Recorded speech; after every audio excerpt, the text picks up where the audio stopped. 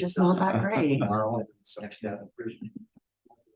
I just, I like having everything electronically in front of me versus like reams of paper. People have to admit, they do like to write down people's comments rather like write the name down rather than try to type them because they feel like that's too No. loud. No, not all. I have.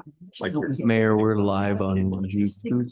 I just think like So it's just in a way that I find writing. Okay. Please. With all the crowds, it's easy to lose track of time. Okay, welcome to the January 17th, 2024 North Logan City Council meeting. We will excuse Buzzy tonight. He had work engagements that took him out of state. So we'll excuse him. Do I hear an echo? Yes.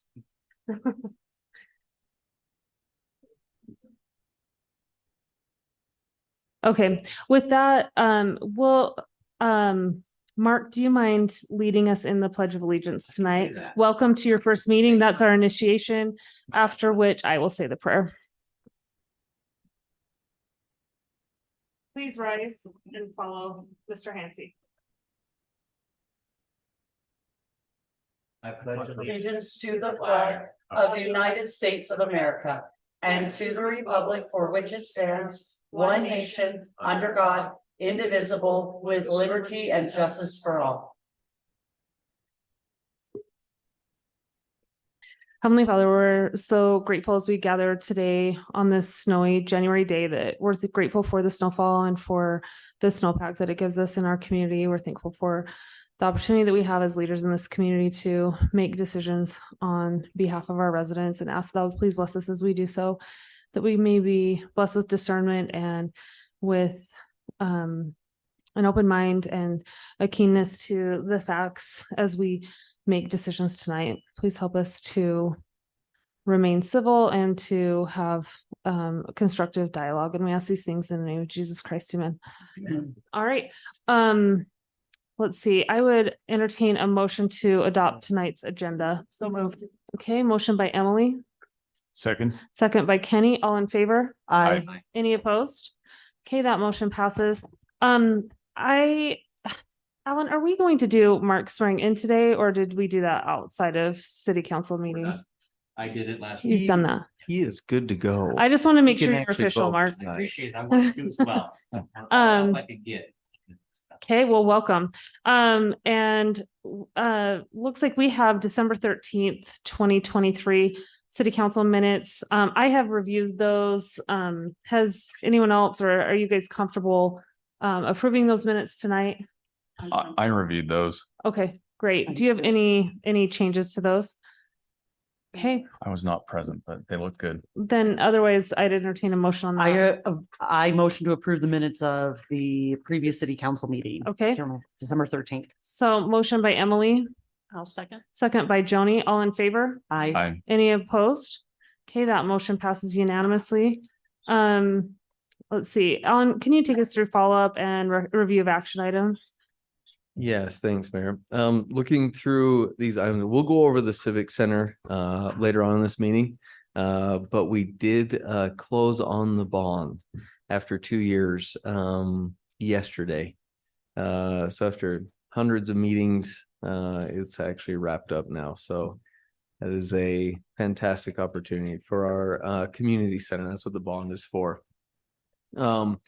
And we'll go over the other details regarding the process later on in the meeting.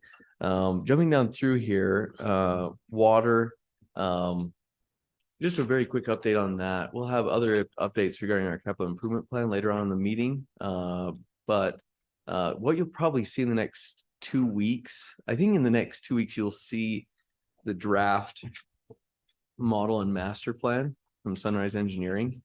And then 2 weeks after that, we'll go over that for consideration from the city council and mayor regarding that actual study. But that will provide a lot of guidance for everything that we're going through. It kind of confirms a lot of things that we've gone through and actually changes a lot of our capital improvement plan as to things that we were looking at. And it's gone through 3 different engineering firms just to confirm the things that we were looking at. And we'll go over that in the coming meetings in about the next 2 city council meetings, we'll look at that. Sewer, we're still working on our trunk line. The remaining portions go near Bridgeland Applied Technology. And that's one of the remaining segments. And then another segment is north of 18th North, but we're still putting that in and finalizing our bond with the DEQ. We're also going through our I&I, that is inflow and infiltration. That's a fancy way of saying water that gets into our sewer system. And Zach's putting together a plan and working with a firm to go out and analyze that. They use a lot cheaper technology than they used to use. We used to have to camera the lines, and now they use ultrasonic technology to go through each segment of our system in a much quicker method to see how much water is getting in certain segments of our city. Every ounce of water that gets in there is bad. We have to pay for that as it goes to Logan. So tackling that is a multifaceted approach of illegal connections, groundwater, leaky manholes, water coming in through the top of the system, all of those combined. How often are we finding illegal connections in our city? That one's tough because you have to go through and you have to verify at the time that water is coming out into the system from that connection. So what I mean by that is you may not see it unless a unless a sump pump is turned on or someone's physical drains during a rainstorm are connected to the sewer system. We kind of know, and we can narrow down areas throughout the city though, where we're seeing groundwater or I&I, or fresh water coming into the sewer system. And then we can narrow down from that, if that's coming from illegal connections or from just groundwater seeping into older concrete pipes or anything else. Very good question. I think Hiram's probably done the most to tackle illegal connections in the valley. So we can always adopt their program. You have to be very aggressive though. It's harsh penalties for people, which is really uncomfortable because a lot of people probably don't even know they purchased a home with an illegal connection and they have no idea. And so that's why you have to approach it in a delicate manner for most people out So there. is that more developers who are illegally connecting, or is it More previous builders. owners? Builders, some Builders. developers. It's usually older areas of the town. You don't see a lot of new connections that are connected to the system in an illegal fashion. Typically like a sump pump that's just connected to the sewer that keeps, if you have higher ground water. Which was probably quasi acceptable 40 years ago. It's just not something that we want to pay for. Yeah. So that's something we're looking into. Sorry, I took a while on sewer, but jumping down through streets, a big hats off to the streets, parks, utilities departments, all team up and they help with snow removal. They've been very busy the last week. That's an understatement for how much they've been doing throughout every day and into the evenings each evening. So thanks to them for taking care of that. And helping out with that. And on a side note, the police department for helping with the parking situation in the evenings.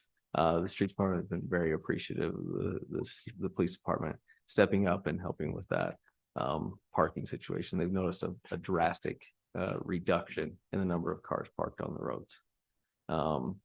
Jumping down through here though, stormwater, they're still doing their high priority SWIP report, working through that. We'll go through some things on the budget tonight relating to stormwater.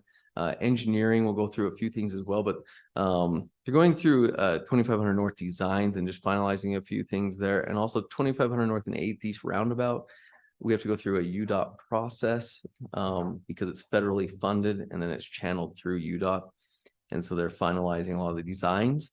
And then they'll start discussing and opening up dialogue with the property owners. We've basically taken their design, UDOT's design, and we've shrunken it down to the point that they would allow us to shrink it to. We pushed it down as far as it could go to where it still functions properly, but it doesn't really encroach very much into any of the property owners around the outside, which is fantastic on that intersection to have that space. Then the 6th East Cog project is this project out here. So going south from 2500 North to 2200 North, which would also include a safe route to school on the east side of a path, a paved path. The developer will have to pay a portion of that, and then COG will pay for the remaining portion all the way down, along with the city with impact fees to get it to 2200 north. And then 200 east is also in the works for expansion from 14th north to 18th north. But those are more designs, engineering design. Parks right now, they're doing a lot of master plan and meeting with companies for capital projects that'll come up this summer and RAPS projects. But they are heavily involved, just so you know, over the winter months in snow removal. So they take shifts, they take on-call turns with the streets department. So just like the utilities department, they do their own job and then they also fill in to help out with snow removal over the winter months. Trails, we met with the county trails department. We're looking into Bonneville Shoreline Trail funding, which has moved forward. Canal trails, they're sending us a template letter to help with those individuals who are already willing to work with the city regarding canal trail segments. That's kind of low hanging fruit. And so that's what we're working with them on. Recreation, we'll have a countywide recreation meeting tomorrow to discuss recreation centers throughout the valley. North Logan, just so everyone's aware, has the highest amount of recreation participation numbers, highest amount of recreation programs, and it's double the next highest city, which is Smithfield, then Nibley, then Logan. That's how basically the numbers add up for recreation in the valley. Alan, when you say recreation participation, is that of our own residents or residents of other cities in the valley that come participate in ours as a ratio to population? That's a good question because it's both. And then he keeps track, Jesse does, of each program and who is resident, non-resident. Some programs are 80 to 90% just North Logan City residents. Other programs are 60% non-resident coming in and using North Logan City for recreation numbers. Ironically, though, the more recreation we have, the more cost effective it is. So the more participation, the higher participation numbers we have in each program. For example, basketball, he has to cap it, not because we don't have more people coming in, it's because of facility availability. Like, for example, if your kids are in rec this year, you might play games at 8 a.m. on Saturday morning and also 7 p.m. So it gets a little bit ridiculous at that point. But then again, that helps fund that rec department. And so that's what we're discussing right now. But just so you know, those are the general numbers, and it's more than double the next highest city, the total participation numbers in North Logan. And we do not have a rec center. That does not include RSL numbers or HSC numbers. So it's very high in North Logan. Yeah, so just so you guys know, there's a real big push right now from both Logan and Nibley currently to host that countywide recreation center. So we're doing our best to really kind of make sure that everyone at least knows the facts, you know, that we're doing a lot with a little, you know, that our rec budget is very low relative to other departments that we're kind of competing with. So anyway, we'll go to that meeting tomorrow and I'll keep you guys updated on how that goes. Yeah. Thanks, Merritt. Just a very straight up point. I hate to put it so blunt, but our recreation numbers are more than double the next highest city. And then our budget is much less than one half of Logan's budget. And Logan is number 4 as far as recreation participation and programs in the valley. It's pretty drastic. And the thing I like about the statistics with that is that they're not numbers that you can massage, you know, they're just hard numbers. It's just, you know, what the numbers are. So So many kids participated. Yeah. yeah. Yeah, so that's up to our rec department. They do a lot more with a lot less. Their budget is very minimal compared to all the other communities. And then jumping down through here, facilities, they're helping out with the new facilities coming in. They're looking at security systems for both library, city offices, and parks.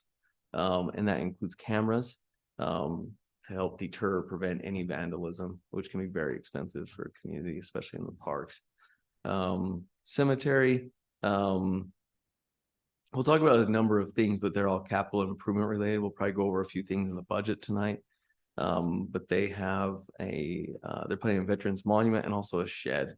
We're reaching the point where we have so many burials now. We've been increasing the frequency of burials that it's becoming difficult to operate it from take all of the equipment up to the cemetery with each burial standpoint. So we're gonna have to probably look at investing in a shed, and the cemetery does generate revenue. And so it's supposed to generate revenue to go into these type of capital costs. Over time, we won't have a surplus or revenue because it'll pay for these types of things to fund the cemetery, but to help pay for those types of things.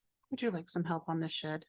What was that? I said, would you like some help on the shed? Yeah, we can send you over some of the designs that are being sent in right now from the different contractors. Looking at community development, I don't want to steal any of Scott's fire. This meeting tonight will have several items that Scott has been working countless hours on. We've been required to update SB 174, and all of the associated fees, the process, everything else. So the planning commission, Scott, they've been working so hard on each of these items to get these up to date. And you'll see some of those items tonight, along with the general plan rewrite. We probably bit off more than we can chew, but it's all coming down the pike at the same time. So that's up to Scott for going through that. Economic development, we'll work on a few things the next few weeks. You'll see those things. But the things we've announced, Rush Funplex, it's obviously coming in at 2850 North and 200 West.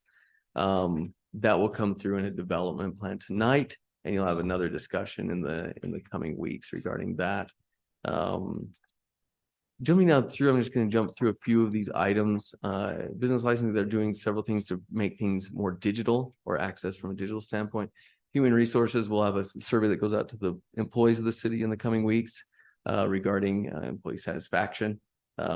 Basically, what can we do better as to keep that culture? It actually has net results, and the result, I'll just say human resources, that's up to Karen and all the other employees involved in that. They've really invested in human resources because the net result is what you see in the departments like rec, where they increase efficiency because the employees are happier and harder working. So we spend less, they achieve more than all the other cities around us. And that's what we like to achieve in each of the departments. Recorder Scott set up all the budgets. You'll see those in the coming weeks along with tonight. So he's taking care of all those things. Library, we'll go over several events that are coming up. They have a silent auction. They have the Regency Ball coming up. And they're doing several things to prepare for the transition and the construction of the new facility, the community center. Police, they have new officers that they're training. As I mentioned before, their help with the parking situation has been fantastic. And also several other things we're working with them on, crosswalks. And so thanks to the police department for helping out with each one of those items. And fire department, we went over the insurance discussion this last time. Their new station, I always forget the number of that. Is it 70?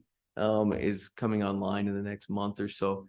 Maybe later on in this meeting, though, I'll ask each of the council members and the mayor what their schedules look like to go and tour that facility. Maybe we'll set a schedule to go and see the new facility in Logan and do a Q&A about being a firefighter for a day. I think Emily and Mayor also got to destroy a vehicle last year with the Jaws of Life. So they've already been a firefighter. I mean, I would like to slide down a pole, so like in a fire station. We'll see if I don't that know actually- if they have. I don't even know if that's legal, but that is something I would like to do. So if there's a way to make that happen, We can also go over to Greenville and you can. I'm sorry, it's not quite the same. Anyway, sorry, I jumped through several things. Are there any other questions regarding any departments, anything else that wasn't covered? I don't think so. Thanks, Alan. Okay, let's move on to our recognition of an exemplary staff member tonight. That is Jonathan Sharp from Recreation. He was nominated by Jesse Howe. He said, Jonathan has been a great addition to our recreation team. He's done great work getting basketball going, and he always makes the office a fun place to work. I'll just add to that, sunglasses, mustache. I mean, he has my vote. So looks good while doing good. So let's give Jonathan a hand of applause. All right, let's move on to our current action items. We'll have a series of public hearings.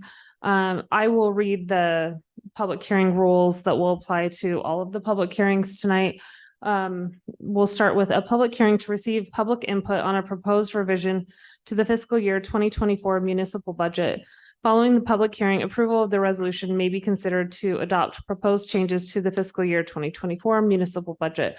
Do you want to go over this before we open up the hearing? Yeah, just to point out the things that have been revised. And I can go through those pretty quickly. Can everyone see that? I Yeah. can make it a little bit bigger. As you look at the budget, we'll go over this a little bit more in depth in the budget hearings and proposals. But just so you know, each department, whether they are an enterprise account or whether they're general fund, they have revenue and expense. Now some departments really don't bring in any revenue and they're just a net demand on the general fund. We set up each department so that the department heads can take ownership over those departments. And so they know that what revenue is coming in, they know what expenses are coming out. And when I say that, when any revision is made to the budget, it can't be just made willy-nilly. Like we can't come in and just say, hey, let's make it a revision, like myself, Scott, anyone else in the city. What they can do though, is they go into this line that Scott created called the adjust line. And so they put in the amount that they would like to see revised within the budget. And then it bounces over here to the 2024 proposed. Now that is proposed until the city council approves that revision, that proposed revision.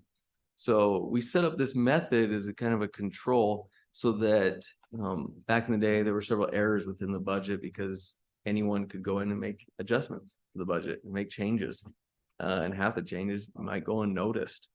So this is a way to make sure any change within that budget is documented and proposed to the city council.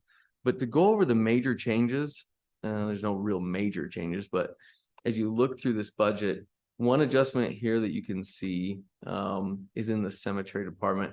This is 39,000 that has to be added to the general water and sewer line. Now that may be deceiving. This year was supposed to be $3,000 and last year was $41,000. It was $41,000 because that's what we paid for culinary water to water the cemetery. This payment of $39,000, ironically, was a payment to convert and install a secondary water system going up from the canal to the cemetery. So our budget in the future should be around $3,000. So it almost pays for itself in 1 to 2 years by connecting to secondary water. So that's what that adjustment is. It actually ended up in this fiscal year. So that's that change. Another few things to go over, the LBA creation. This is the local building authority. This is what you had to create in order to receive the CIB bond, the community impact board bond for the community center. This had to be created. And so in the future, as you make payments out of this or approve a budget, it's like an RDA, you act as the local building authority. So you go into a quasi its own meeting, mid-meeting in this meeting, and you act as the local building authority. It's simply a step that's set up by the state so that you're acting in that capacity. Jumping through here, library. So that $1 million is the bond from the state then, is that? No, that's a portion that's in there right now to finalize the bond. The bond itself is 5 million at 2.5%. Okay. And so that money will come in shortly into that line.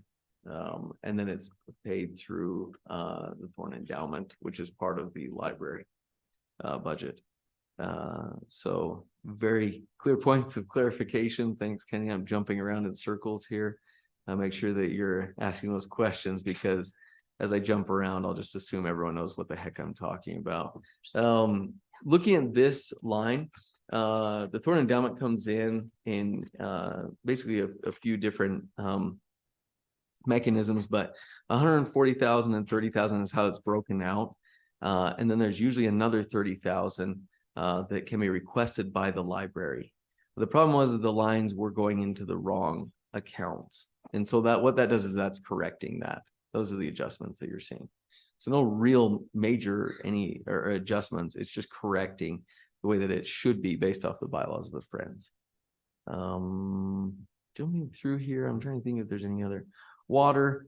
This is just a major adjustment right here. So this is a 2500 north transmission line and also a portion of the well that we have to put into that line to expend those funds. So the new well in Green Canyon, that's well number 5, and then also a transmission line. And we'll go over that a little bit later in the meeting, more at depth regarding those lines. And then professional and technical engineering is just the cost, which actually we're looking into whether or not this just comes out of impact fees. We're working with the impact fee specialist right now, because these studies are based off of new growth. But you have to designate that within your impact fee study. And so that's what we're looking at doing. So this adjustment may not be needed at all, but just as a safety precaution, we're putting it in there. And then if we don't need it, we'll just take it right back out of impact fees and eliminate it out of the actual water fund. So coming out of water impact fees as opposed to water general fund monies. Okay. All right. Is that everything, Alan? I think there's only one more, and that's Oh, stormwater. sorry about that. Sorry, stormwater, just so you see, this is a $70,000 adjustment.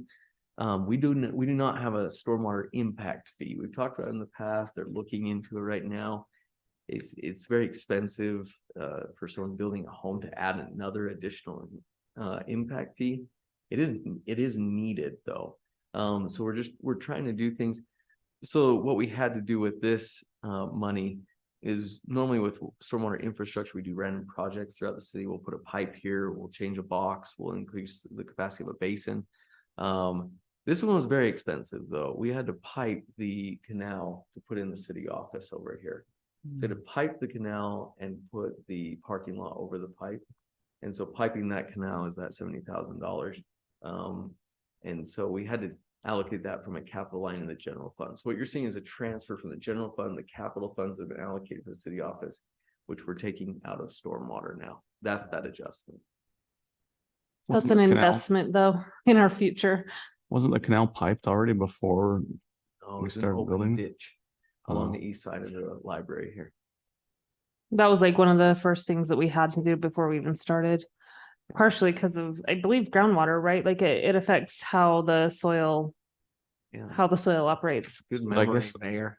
The it has it's a win-win for the city in 2 or 3 different fashions. One, by piping the canal, it slightly increases the capacity through this area. The other reason is now we have access to this canal, but we're trying to consolidate all the access points to 1 or 2 head gates.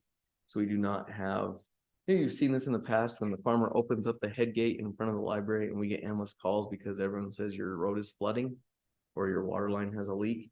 And that's actually a conveyance down the gutter in front of the library to get, believe it or not, west of Heritage Dodge to water and across Main Street to the west side. It goes through and goes by Green Canyon High School and then goes out west. Long conveyance of pipes to get it out west. We will pipe that in the future with this project with the city offices and the other things we're doing. And then the mayor brought up another point, and that is groundwater comes from that canal in the summer and gets into the police station and actually heaves and thaws with the clays underneath the police station and breaks windows. And so this will We just put that in the sewer, right? There you go. Get rid of it, out of sight, out of mind. Yeah. But now we'll hopefully prevent, not all of the groundwater, but I bet a substantial amount comes from that canal is what we've seen in the other areas of the city where we've piped these canals. And my recollection is it also decreased some of the construction costs because we piped it, because we didn't have to account for that sort of fluctuation in how the groundwater operated. Correct. So, Yeah, it's beneficial in a lot of different ways, but that is that adjustment. That's a major adjustment, but that's where it came from. The money Okay. for that. okay, I'm going to save the council discussion. Let's get public input and then we'll kind of discuss them on council if that's okay. So I'll read the rules for that. Before you begin, please state your name for the record. Please speak into the microphone so your comments can be recorded. Limit your statement to 2 minutes. If you're speaking on behalf of others, you may ask the chairperson for more time. Please phrase your opinions in the form of statements, not questions. This is an opportunity to express your opinions, not to expect dialogue between yourself and the council or city staff. Address your comments to the council, not to the public. The council may ask questions about your comments in order for them to better understand you. In the future, you may meet with city council members or appropriate city staff members before the public hearing where dialogue can take place. You may provide a written statement. You may read it or summarize it within the 2-minute limit. You may provide a copy of the written statement to the city recorder, who will make copies for the city council, and the statement will become part of the public record. However, the written submitted statement will not be included in the minutes of the meeting. So with that, I will open up the public hearing for comment.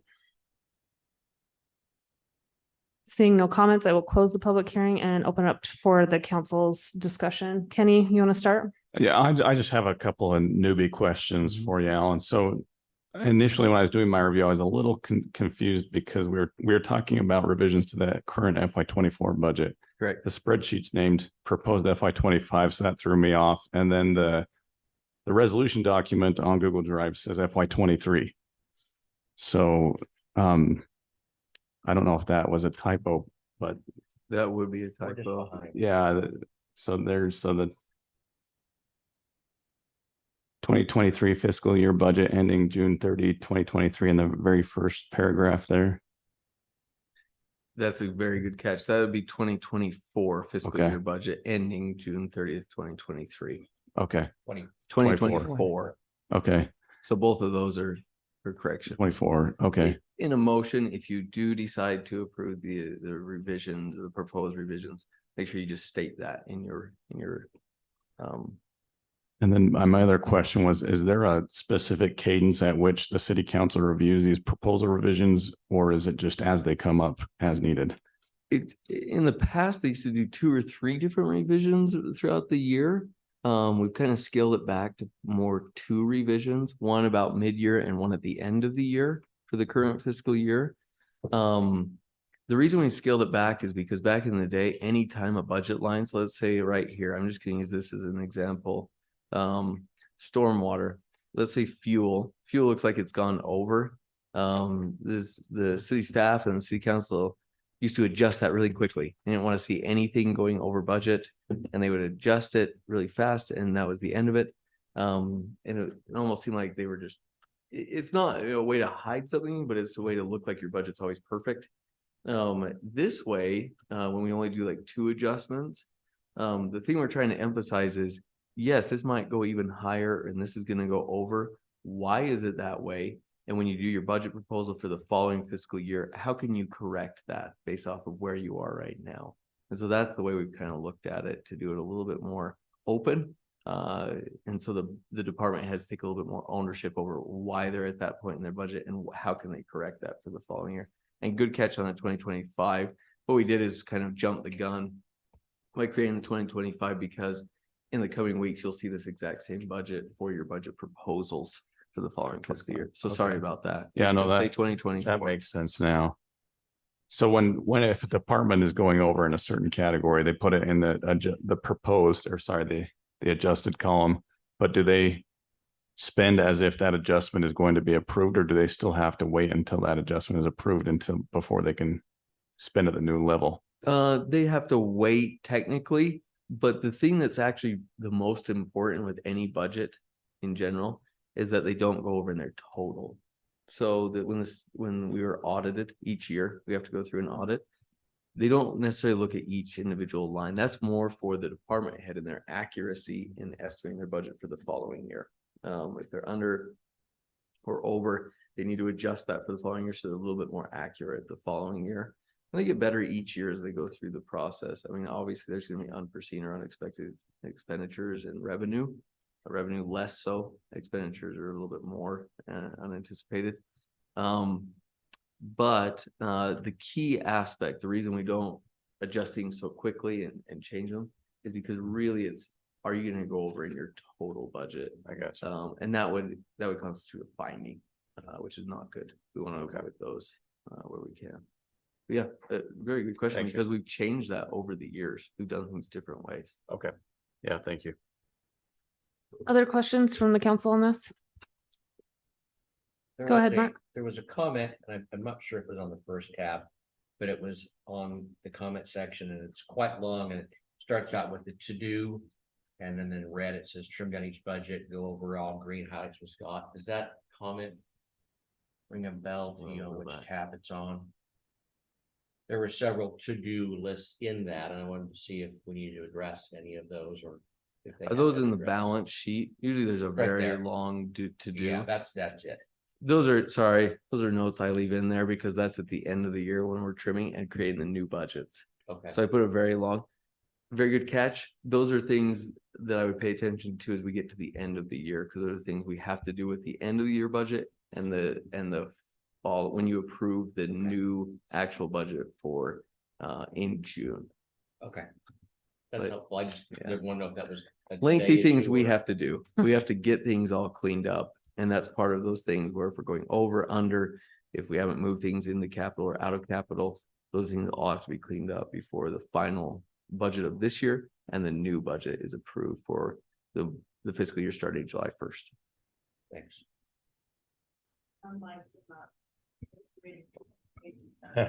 That's okay with me. You make me sound good when you do those minutes, okay? Any other issues, or we can make a motion on this?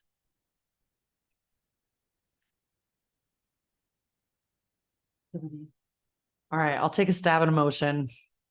I motion to approve the resolution with the correction that the year gets changed to financial year 2024, ending June 30th, 2024.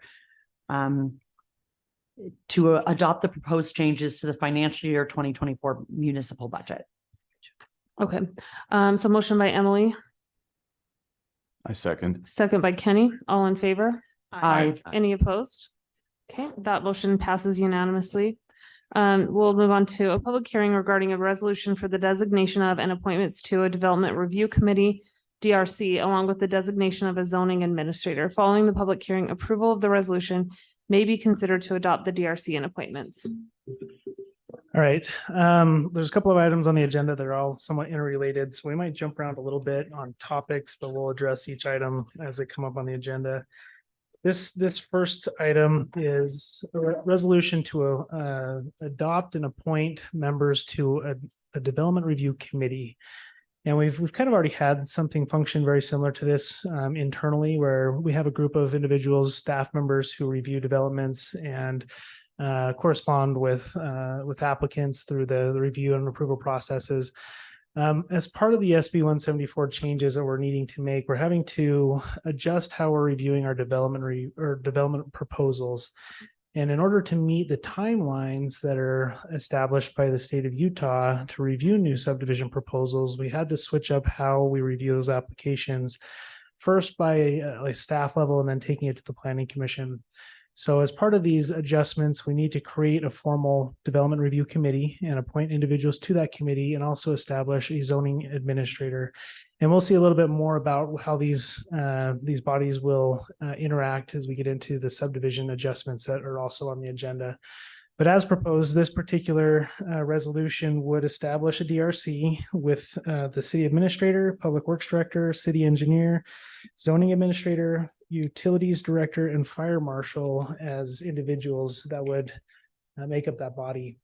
Additionally, in this resolution, the zoning administrator would be the community development director, kind of same thing, tomato, tomato, but just another way of saying it. That also matches state language, the zoning administrator from a title perspective. So that's what the proposal is for this resolution. And as we get into the subdivision ordinance further down, you'll see how those two entities will be reviewing applications. Do you have any questions on that? Let's leave it at that. If you'll stick around, I'll open up the public hearing for public comment right now and see if we have any comment. And then after that, we'll kind of discuss it as a council. So that public hearing is open with the previously mentioned rules. Seeing no public comments, I will close the public hearing. My first question is, how excited are you to have another title, Scott? Right, add it on. I mean, it's more administrative than anything, but yeah, that would be. So I'm just curious, is this how SB 174? Is there any latitude here for how we lay it out, or is this pretty? It's pretty regimented. So the SB 174 essentially kicks the city council off of the podium from a subdivision review perspective, at least for single family, 2-family, and townhome projects. Other types of projects, commercial, industrial, institutionals, those will still come before the city council. But for those housing types of developments, you're not allowed to be a reviewing entity. So SB 174 says you can allow staffers to do that review or the planning commission. And as you'll see, as we get into it, the planning commission will be the formal land use authority in approving those. But before we take those types of projects to the planning commission, we want to do a really thorough staff review previously or prior to taking it to the planning commission. And that's where the DRC and the zoning administrator will kind of step in and do that first robust review, and then we'll take it to planning commission for approval. Okay. So Scott, I'm not saying we would want to do this. I just want to understand the scope. Yeah. Would we have the latitude to add someone from this body onto the DRC if we so chose? Not allowed. So Okay. a member of the council, city council, cannot participate in the review and approval of those types of subdivisions, residential subdivisions. Have they Add- clarified? add- What about the mayor, who is not technically a voting member on this body? That's a good Detail. question. Yeah, I mean, SB 174 says city council. It doesn't specifically mention mayor. So I guess I don't love this. Everyone knows that about my feelings about SB 174. But I think that the value in this is that we're doing a substantive review. And so we're asking for a technical review. And realistically, that reflects what the council's bound to do anyway. So we're asking our staff to determine whether a subdivision complies with our ordinances and with state law. And there's really not a whole lot of, we don't have a lot of latitude in disapproving of a project or accepting a project outside of those parameters. So this is really kind of reflection in my at least perspective of this is that it's a reflection of what actually does happen, which is that the staff determines whether a subdivision is compliant, and then they present it previously to the city council to say it's compliant, right? And we kind of rubber stamp it. This one is more, putting that power back into the actual people who are doing that technical review. Yep. So I mean, in theory, I could serve on this maybe, but I don't know that I'd add a whole lot to that substantive The only review. feedback that you could do is to say whether or not it meets code, which, that it's administrative in nature. So from a legislative perspective, there's not much you can provide through a review process. Yep. Yeah, the optics are not great. And that's why I've been trying to communicate that to our citizens that this is an edict from the state legislature, and this is, just what we have to do. Yeah. Now, do you want to go to the staff report for the subdivision amendments? This is actually further down on the agenda, but this will actually help those in attendance just kind of wrap their heads around what we're allowed to do with SB 174 and what we're not allowed to do. Yeah, that one. Yeah, just go into the staff report. I think it's on the second page, if I'm mistaken. Yeah, maybe go up just a little bit, end of the first page. So through SB 174, we are required to reduce our review process down to a 2-step process. We used to have a 3-step process where we had a concept plan where we could look at a development proposal as a very broad proposal and just kind of get down to whether or not there were key issues with it before it went forward with more detail and review. The state is now requiring us to go down to a 2-phase process. So it is intended to quicken our review and to get subdivisions through an approval much quicker than in the past. And so that's part of what we're doing here is they're saying you've got to quicken up your approval process. You can no longer allow the city council to be a reviewing and approving body. You have to keep it administrative at either a staff or a planning commission level. And that's what SB 174 is attempting to do. It creates some issues, but those are basically the mandates that we're given. There's timelines where we're kept to 15 days on review. We're only allowed 4 review cycles before we have to approve it. So it is an attempt from the state to quicken the pace of development review and approval. Biggest change is we can't use a 3-step. We can't use the city council. It's got a state administrative. And so for that reason, we wanted to make sure we had a really robust staff review, hence the creation of the DRC and the zoning administrator in this particular resolution. Other questions on that? I feel very confident that we have you. It makes me nervous for the other communities that don't have you. And Now there's small communities that there's don't no have checks staff. and balances Yeah. this way. So I don't like that we're taking away a process that might protect from situations that could be really devastating later. Not Yep. watched. Yeah, I agree. And I think that was the frustration when SB 174 is pending, is that it kind of revealed a lack of understanding of how this sort of the development process works in smaller cities, particularly that we don't have a city attorney sitting in every meeting, making sure we're doing things Oh, correctly. So And that's- there are a lot of communities that don't have a city planner, you know, a full-time one or even one at all. At Hyde Park, I know doesn't at this point. So Millville. Yep. So the 15-day thing, I think is what really concerns me, especially if it's December 17th, you know. Yeah, we've had some discussion on this. It makes me nervous just from a time and availability perspective. You know, how does staffers take vacation when there might be an application that comes to the door? How do we line up planning commission meetings to try to meet those review cycles? Those are some logistic issues I don't think the legislature quite comprehended when they put this together. And we've been given some feedback. The legislature might address some of these issues in this session. We'll have to see what actually comes out of those discussions at the legislature level, but for now, that's the requirement and we're doing our best to comply. Well, they're So, meeting soon, so what if we met and had a discussion and we sent something as a collective group? to You're the not allowed state. Yeah. So I think really we've been using the Utah League of Cities and Towns to do that. And I had a 2-hour meeting with them today and this is kind of, the ship has sailed with 174. What I think we're trying to do right now is say, please lay off. There are a lot of bills even proposed already that are, in a word, crazy. And so we're doing our best to fend those off and to, you know, just say, look, like one thing to know is that we have 190,000 entitled lots, fully entitled lots in the state. And so what we're trying to say as cities, and I think we have a lot of power behind this with the league, what we're trying to say as cities is we're not the problem. You know, if we were the problem, if we were the holdup with the housing supply, then all of those 190,000 lots would be developed. So we're working on it, Joni. It's an uphill battle and there's a real disconnect between our legislators and I think city governments, but there's not a lot to do at this point with 174, in my opinion. yeah, it is what it is. What's the process on letting an applicant know that their application is complete or not? Because I believe that triggers. Correct. the So that's a clock. little bit of a buffer that we can kind of use to control when an application is formally accepted and we start that 15-day review cycle. That's something that will fall on me to review all the materials that they submit. And I will look at that and say, okay, they've got all these documents that are required and those documents contain the information that we're asking for. So we can actually provide a substantive review within those first 15 days. So we have the opportunity to say your application is not complete.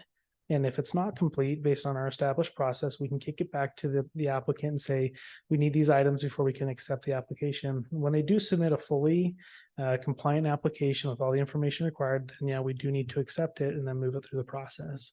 And is there a time frame that you have in, and we'll talk about it in the another item, but we're on that code right now, that you have to evaluate and determine completeness? I have not seen that in 174. So obviously there's due process and we can't take Understand. forever. I just want to see if it's a 10-day or if I mean, it doesn't have a calendar driven deadline. Yep. There is some language about you have to identify why it isn't complete and what's missing. We have to have checklists that are very specific as to what constitutes a complete application, and we'll have those available to applicants or potential applicants to review and work through as they're creating their application. There's not a mandated timeline that I'm aware of in 174 that necessitates, okay, you've got an application before you have 5 days to review for completeness. Okay. That's not something that exists from my understanding. So is that a way to address the December 17th or the staff vacation issues where Yeah. we can choose when we start that two-week clock at least?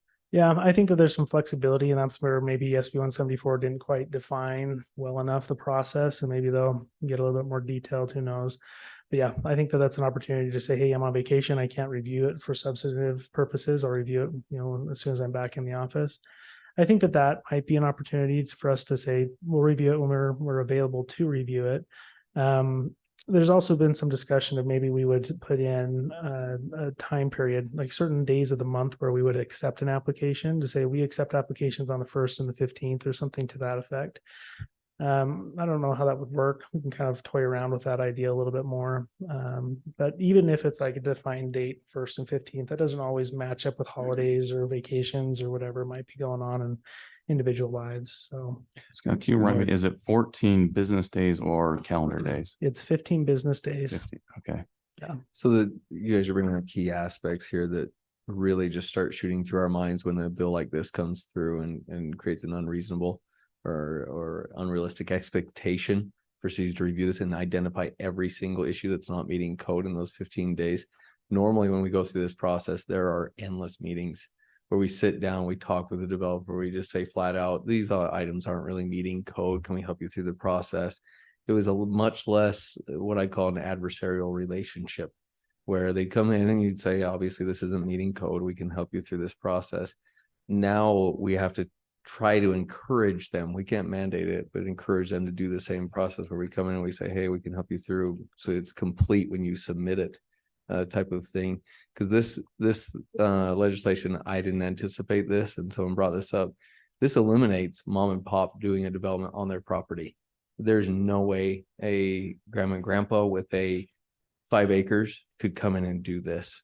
To say they're going to dump $20,000 on engineering fees and come in with a completed application day one and say, now we need to file for this. It almost eliminated that completely.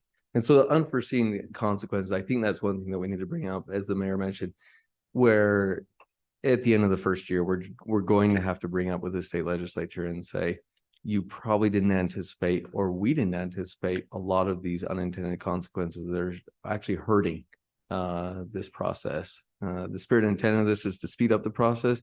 Is it slowing it down beyond what we had beforehand? Those are things we need to point out. Or changing the barrier to entry so much higher. Yes. Mhm. Yeah. Because we have Way to do higher. an exhaustive review before that clock starts. Especially because we just approved a rezone of one lot. And A subdivision of one lot. sorry, excuse me, a subdivision of one lot. And does this person know that starting February 1st, this is what the process is gonna look like? So yes and no, that particular item is later on our agenda, and that's a commercial subdivision. There's It's a outside concept of- plan for a commercial subdivision. Well, no, I'm talking about the guy who split his lot. That's lot split, yeah, a couple months ago. Do you know what I'm That talking would be a about? very expensive lot split. Yeah. Very expensive. Well, they can't be affordable because it's gonna cost a lot more. Yeah. Well, and he can, and from my So then it understanding, pushes to the big owner can developers. literally only build one single family house on that lot. Am I misunderstanding That's that? right, yeah. So we're basically, I just feel like, does this person understand that as of February 1st, sorry, that's the lot I was talking about, like, we're asking them to do this So- process? If they wanted to push their way through the accelerated process, then yes. The way that we've drafted the subdivision ordinance amendments allows for them to self-elect, to slow things down, to come in to have these meetings with us, do a concept plan if they'd like, go through and make sure that they're actually meeting the code before they dump a bunch of money into engineering. But they have to choose that because we can't mandate it. Hmm. We can't Okay. require pre-application meetings. We can't require concept plan. So in theory, could a mom and pop develop in that self-chosen route? Correct. But Oh, if they really wanted to They have say. to select it, okay. We can't require it. And so that's maybe an incentive that we're trying to create through this to say, come and talk to us, you guys. Let's find a way to make sure you're compliant before you go through all of the hoops and submit all the documentation, some of which might not be necessary. And then we might be able to say, hey, a soils report here in this location really isn't necessary, and we can go ahead and exempt that. Whereas if they say, nope, I want to submit my application, I want to have a first review in 15 days, and I want to be done and recorded within a month and a half. That's where we'd say, okay, if you want to go that route, here's the application, submit all the documentation, and we'll review it in that time frame. But to be able to do that requires them to jump through a lot of engineering and design and a lot of expense to get a product where they could submit and I be. mean, for one house, like, Correct. no one needs to do So- a traffic. It's just study. not going to happen. And just so you guys know, we did have a meeting with Senator Wilson and Representative Peterson to kind of point out some of these potential problems. So they're aware, they're I don't know how much power they have to change this because the ship has sailed, but that they're aware of all of these unintended consequences. Yeah. So Now, another silver lining in this is any area of town that is considered a geologic hazard, we can pull out of the accelerated process and we can take our time on those. That is a carve out in SB 174. And we've made sure to take advantage of that. So if you're in a geologic hazard area near a fault in the floodplain, wherever it may be that there's a known potential hazard, we can say you're in a hazard area. You're not entitled to have the quickened review process. And we are going to have a third-party geotechnical review of that to make sure we're not missing anything in that, So is that the entire bench? pretty much. It's Okay. everything above glad to hear. the Logan Hyde Park Smithfield Canal, the upper canal. Okay, Everything above that has fault lines going through Fault it. lines, steep slopes, you name it. There's a bunch of different hazards that are clarified in the subdivision ordinance amendments. okay. So that's one way we can kind of slow it down. I'm gonna bring us back to the issue at hand, which is the resolution to set up this DRZ and zoning administrator. It looks Um, great to me. I'm ready to make a Okay. motion if anybody else is, okay. Sounds great. All right, I move to make, to approve the resolution for the designation of and appointments to a development review committee, along with the designation of a zoning administrator, who will be the community development director. Okay, motion by Emily. Wait, Hold a public hearing for this? I did. Oh, sorry. Yeah, there was Yeah. lots of comment. You didn't see the line? Yeah, Okay, so motion by Emily. I'll Good. second it. Okay, second by Mark. All in favor? I, Any opposed? Okay, that motion passes unanimously. We will next consider a resolution to amend the city's master fees schedule regarding development review and development inspection fees. Following the public hearing, approval of the resolution may be considered to adopt fee changes. Okay. You want this or the Excel sheet, Scott? Maybe stay here. And if you wouldn't mind pulling open the subdivision ordinance and go to line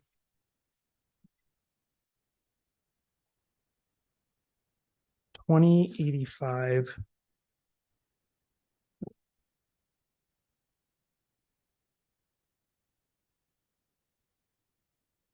So we'll look at this a little bit more later, but this is where this fee schedule change comes from, or the reason why we need to change our fee schedule. This is the proposed amendments to the subdivision ordinance that we'll look at a little bit later, but in this table, what we've done is we've broken out the different types of review, land use reviews, and indicated who is a reviewing body, a recommending body, and a land use authority. And so we've gone through these processes and we've kind of broken it out. And this is where you'll start to see the DRC mentioned and the zoning administrator mentioned. And this is where we're kind of breaking out our existing subdivision process from the new SB 174 requirements.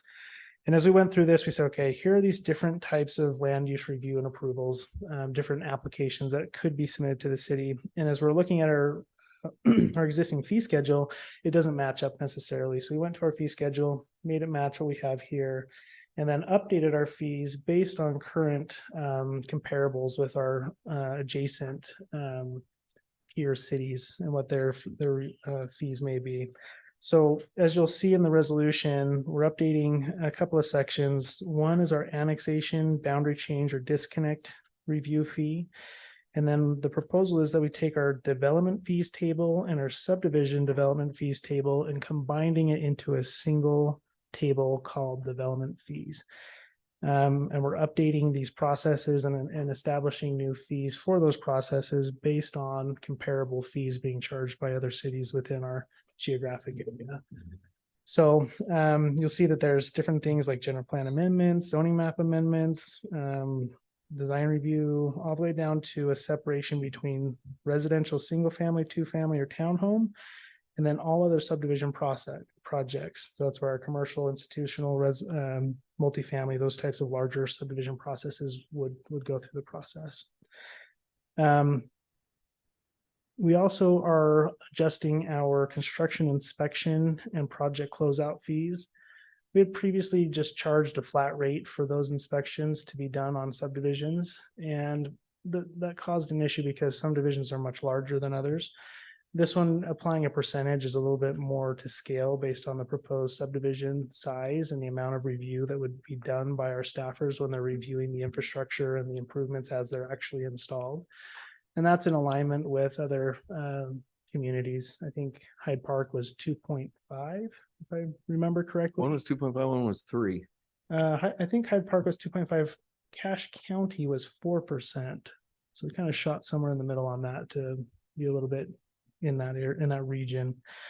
But that's what this resolution is intending to do, is to match our fees to the proposed adjustments in our subdivision ordinance. And also to update those fees based on what is current, to what our peer communities are doing. Any questions on that? No, I like that approach of making it in line with the other cities in our valley, comparable cities. So thanks for your work on that. One other item with Scott, hats off to him for going through this process. As you can see how lengthy each of these items are that he's had to go through and putting this together. So Scott's probably got some PTSD right now, just reading through these things. But in going through this, a lot of cities, the state will come and or developers will challenge these fees. And so going through, you either have to justify them from one or two ways. I remember back in the day, I put together an Excel sheet with 20 or 30 columns, and then that had every person that would ever review the subdivision. And I went down the other column and just did all the fees that are associated, the time that was going into this. That's one way to do it. And I can just tell you, by doing it that way, our fees would have been much higher. If you're literally taking every person that's involved in this process, the fees would be very high. And so a way to justify them in a more reasonable method is to literally just take the surrounding cities, what are they charging, and probably just make them commensurate with that and our time that we're putting into it. And that's what Scott has done. And if we were ever challenged, we could go to our more detailed analysis and say, we're actually well undercharging for the time being spent on our review processes. So Is that a good thing that we're undercharging? Like, shouldn't we trying to cover our costs? Yes and no. If you get too high, that's when you're going to be on the radar and everyone's going to challenge your fees. And so certain cities, they get challenged that try and set it at that rate. And then it's just a legal battle for years, and they win and lose some. I know that Lehigh has won and lost some battles regarding their subdivision fees. It's probably better just to make something that's very reasonable, but not too low or too high. And Scott's actually got a table in there, that Excel sheet, that shows where we're a little higher and a little lower than some of the surrounding communities. Kind of balances out. So it seems with this House Bill 174, the whole fee structure is upended with what has to be done. yeah, I mean, we did go through the fees and update a lot of these existing processes because we're already in looking at all of these fees, and it was a good opportunity to say, are we commensurate with what is, in the valley? But yeah, a lot of this change is because of SB 174, particularly the fees associated with subdivision, and how we had to split it between residential and non-residential. So that was a whole split that occurred there. So yeah, there's probably 50% of it, I would say, is due to SB 174. The others because we've needed to do this for a while and we were already in making these adjustments. We figured we'd go ahead and take care of them. Do we think that the other municipalities have updated their fees to 174, or how is that going to? I doubt it. happen? I don't think so. I don't Okay. think anybody's tried to address 174 quite to the extent that we have. The only city I know that tried to do this, they went through it, and they have a newly elected council is very anti-growth. And that's the only one that completely shot down everything. They shot down every change associated with 174. And so it's kind of risky at that point. Are they compliant? Are they not? And that's Where is that? Did you say? another city Oh. in the valley. Sorry, I just said Um, it. So yeah, but that's a great question to say, what are the other cities doing? I think Scott's ahead of the curve though, with a lot of the cities that we've talked to, getting this lined up, getting this approved. But it has to be approved by February 1st. Sorry, did you ask a question? No. Tony distracted me. Yeah, I did it. Okay, so before we go any farther, let's open up the public hearing on this with the previously mentioned rules. So that public hearing is now open. Seeing no comments, we will close that public hearing. Are there any other questions with the council on this issue? Okay, then I would accept a motion on this. I will move that we adopt the new the amended master fee schedule for North Oakland City regarding development and inspection fees. Okay, motion by Kenny, Second. second by Emily, all in favor? Aye. Any opposed? Okay, that motion passes unanimously. All right, we'll move on to a resolution to amend the city's design standards technical manual. DSTM, following the public hearing, approval of the resolution may be considered to adopt DSTM changes. Okay, this is another item that is SB 174 impacted. So our design standard technical manual, DSTM, is our manual that specifies all of the technical details of infrastructure improvements, public work improvements, that goes in typically when a subdivision or development is proposed, whether it's water, sewer, stormwater, streets. We have very specific standards to how those are installed. SB 174, one of the items we haven't talked about yet, but one of the items that it requires is that any of our review comments that we provide back to a developer has to be tagged with a code reference. We can't make a comment that isn't associated with a code requirement. So we can't just say, hey, have you thought about maybe adjusting this design? It might work better. That's not a comment that we're allowed to make. We have to say, hey, this doesn't comply because of this statute in our ordinance. And so when we're looking at all of these impacts, we thought our DSTM is a bit behind, out of date. We need to make a lot of adjustments to make sure that if we're held to a 15-day review cycle, we have a very robust set of standards that we can go to specifically to make comments against. That's one implication of SB 174. Another is that we are not allowed to have asphalt in our streets wider than is it 32, 32, right? 32 feet. in our residential streets. Now there's different types of streets that are more like arterials or collectors that of course are going to be wider because there's multiple lanes of traffic. But in our residential streets, we're not allowed to have asphalt wider than 32 feet. So we had to update our cross sections for street design to ensure that we had just that standard addressed. Some of the impacts there is it makes it a little bit harder to have bike lanes, makes it a little bit harder to have on-street parking, but it does reduce cost. And the hope is that those savings would then get passed along to a homeowner, which may or may not be the case. But here's our 66-foot conventional street. You'll see that we brought it down to 30. This is 35. Go to the 60-foot streets. There you go. Those are down to 30.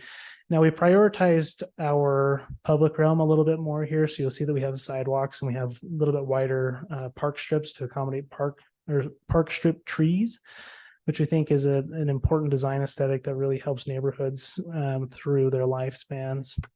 So these are some changes in the DSTM that are impacted. This basically what this does is it says we follow APWA standards, the American Public Works Association standards, with exception to, and that's where this text document describes where we don't follow the APWA standard. So by default, APWA is what we follow. But then you'll see through this update that we are saying in several instances, this is where we have a unique standard. This is where we have a unique standard. And that's what this text document is ahead of the technical drawings that follow behind. And some of these technical drawings are a little bit more specific to our style of roads, our style of stormwater, intersection design, water, sewer lines, those types of things. Okay. So that's what this resolution is it's updating our design technical manual, which is something that we basically just hand over to the engineer who's designing the subdivision improvements and say, here are our standards. Whatever you submit to us in the form of construction documents need to follow these standards in order for us to approve it. Another SB 174 impact is when an applicant submits an application for a subdivision and they want to start with the very first step. They start not at concept, they start at preliminary plat. And what used to be development plan, we used to have what was called a development plan, was kind of a loose construction document where we're getting a little bit more specific about installing infrastructure. But now we're saying, no, we have to have a full set of construction documents, subdivision improvement plans that meet all of our standards up front. And in order for an applicant to even attempt to do that, they have to have a really robust standards manual to follow. And that's why we're addressing the standards manual. Now, luckily we had with our consultant who's doing our general plan, we had already had them scoped and contracted to address our DSTMs as part of our general plan updates. And so we were able to push these updates ahead of some of our general plan discussions and tackle this as part of SB 174 with a deadline in February. We'll probably still come back and address a few things in this DSTM once the general plan is complete. But that was kind of a nice thing to have our consultant on board to help us with this and kind of rearrange some of our priorities to address this sooner than later. But that is in a crux what this proposal is trying to achieve. Okay, I'm going to open that up for public hearing with the previously mentioned rules. Linda, anything? You're our only hope. Okay, seeing no comments, I will close that public hearing and turn it over to the council for discussion. Any questions for Scott on this? We don't have a lot of, if we want to be compliant with SB 174, we don't have a lot of choice, do we? No, and there are some good changes here that we probably should have done a while ago. So it is forcing us to be a little bit more detail oriented. Now, this is really in the weeds as far as details are concerned. But yeah, this is something that was instigated by 174 that we probably wouldn't have addressed, at least at this period of time. We were planning to address it after the general plan, but kind of flip-flopped our priorities. In our review, as we go through it, we have to cite and say, if they come in, they submit a streets plan, a full construction plan. We have to cite whatever code reference in this design search technical manual with every comment that we make. So we say this does not be this, and we have to list that code. So we have to have this in place. This is gonna be insulting to Scott to say this, and don't take it that way. But he had to fly to put this together to get this in line for this. It's very well done at this point. But I imagine we'll have some updates in the next month or two regarding this. It's too large of a document to just put together in 1 month, which he has done. But I think what you'll see is maybe some minor tweaks in the coming months regarding specific items within this. I mean, there's so many things everywhere from street, water, sewer, design specifications for the entire APWA manual, which is a huge orange book that we have. And all those things, including street lighting, for crying out loud, goes in here, street swales, Street trees, stormwater. I mean, it's very extensive what has to be in here, so I'm sure that we miss something. We need to in go there that through we'll the have to APWA adjust. manual, which is literally like 300 pages. We need to turn each page, say, do we agree with this standard? Yes or no? Yes. Okay. Turn the page. That'll be our standard. Do we agree with this one? Yes or no? No. Okay. Well, then what is the standard? We need to draw a new drawing for it. That's how detailed we probably need to get at some point. But we wanted to get past our existing DSTM, which is in the Stone Age, to be quite frank, and needs to get up to a standard where, at least for streets, sewer, water, stormwater, we have the very, core elements of a subdivision established. So yeah, we will be doing quite a bit more review and updates as we go along. Who's making the decisions for the streetlights, for the street trees, what types of trees, and can we implement that so that as we come into every entrance of our gateways into North Logan, we have, for instance, coming from the airport, if we did one consistent, beautiful tree on both sides. So we're not So that we- detail we're in that oriented. detail. Yeah, unfortunately, we don't have corridor plans for what those corridors need to look like. I think the general plan will call for that as a goal that the city will achieve in the years to come. But right now we have a tree manual, a street tree manual that indicates certain species that can be allowed in certain widths of park strips, certain maintenance requirements, and it goes on with some details of how they're supposed to be installed and et cetera. But we have a street tree manual that's referenced in the DSTM. So when they're choosing their street trees, they have to go to the manual, choose a tree that's allowed based on their park strip width, and then install it to those specifications. But no, we don't get that specific as to what types of trees are along Main Street. That's actually a UDOT thing because it's Main Street, 2500 North, again, a UDOT thing. So, but in other areas, 16th, 12th, those are maybe areas where we could improve on those design aesthetics.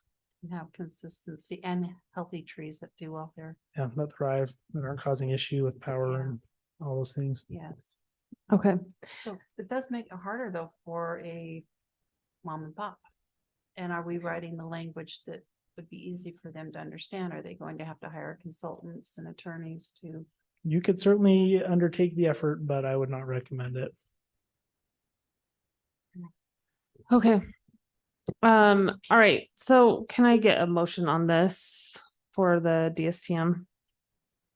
Okay, I'm happy to make a motion. I motion to approve a resolution to amend the city's design standards technical manual. Okay, motion by Emily, I'll second. second by Kenny, all in favor? Aye. Any opposed? Okay, that motion passes unanimously. Okay, we're gonna beat this dead horse to death. Consider a proposed zoning text amendment intended to adjust the North Logan City subdivision ordinance to be compliant with the state mandated requirements of Senate Bill 174.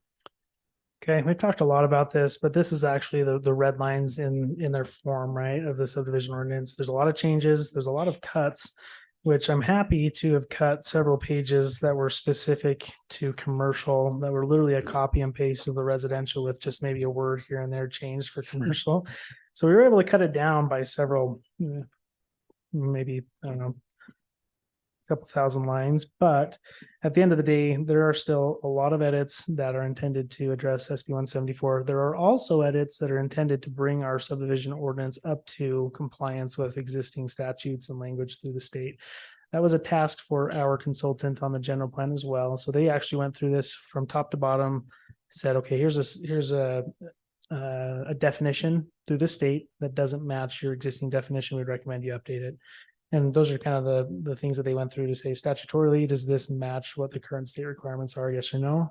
So it addresses that, but substantially what it does is it adjusts our requirements for subdivisions, separates the single family, two family, and townhome from commercial, and then establishes our land use authority where it's no longer city council. Planning commission now takes over that role, and then does some other cleanup items. But that is in a nutshell what this is attempting to do.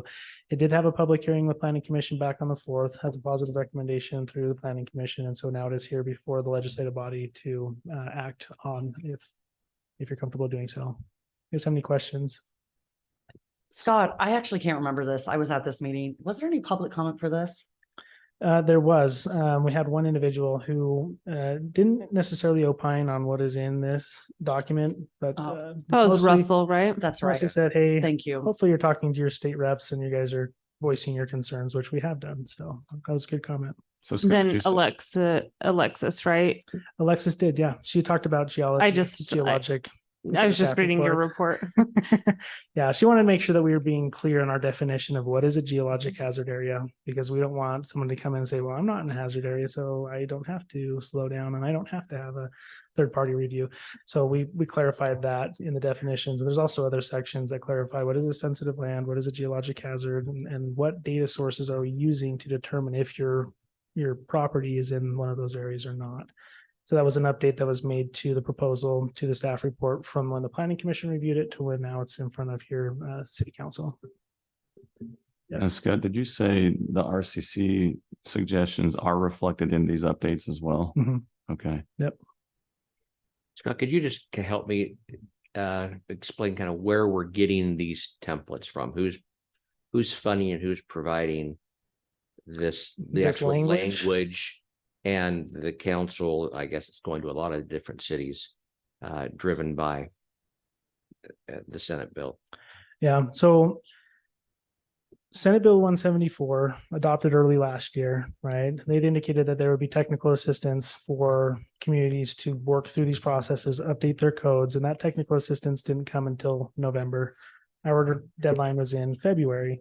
Now we kind of looked at it and I started to kind of poking at it before November came around, but I also wanted to see, I don't want to dive into this if the legislature is going to change, hold a special session, adjust something, maybe extend the deadline. But also I wanted to see if there is going to be technical assistance, then we should take advantage of that.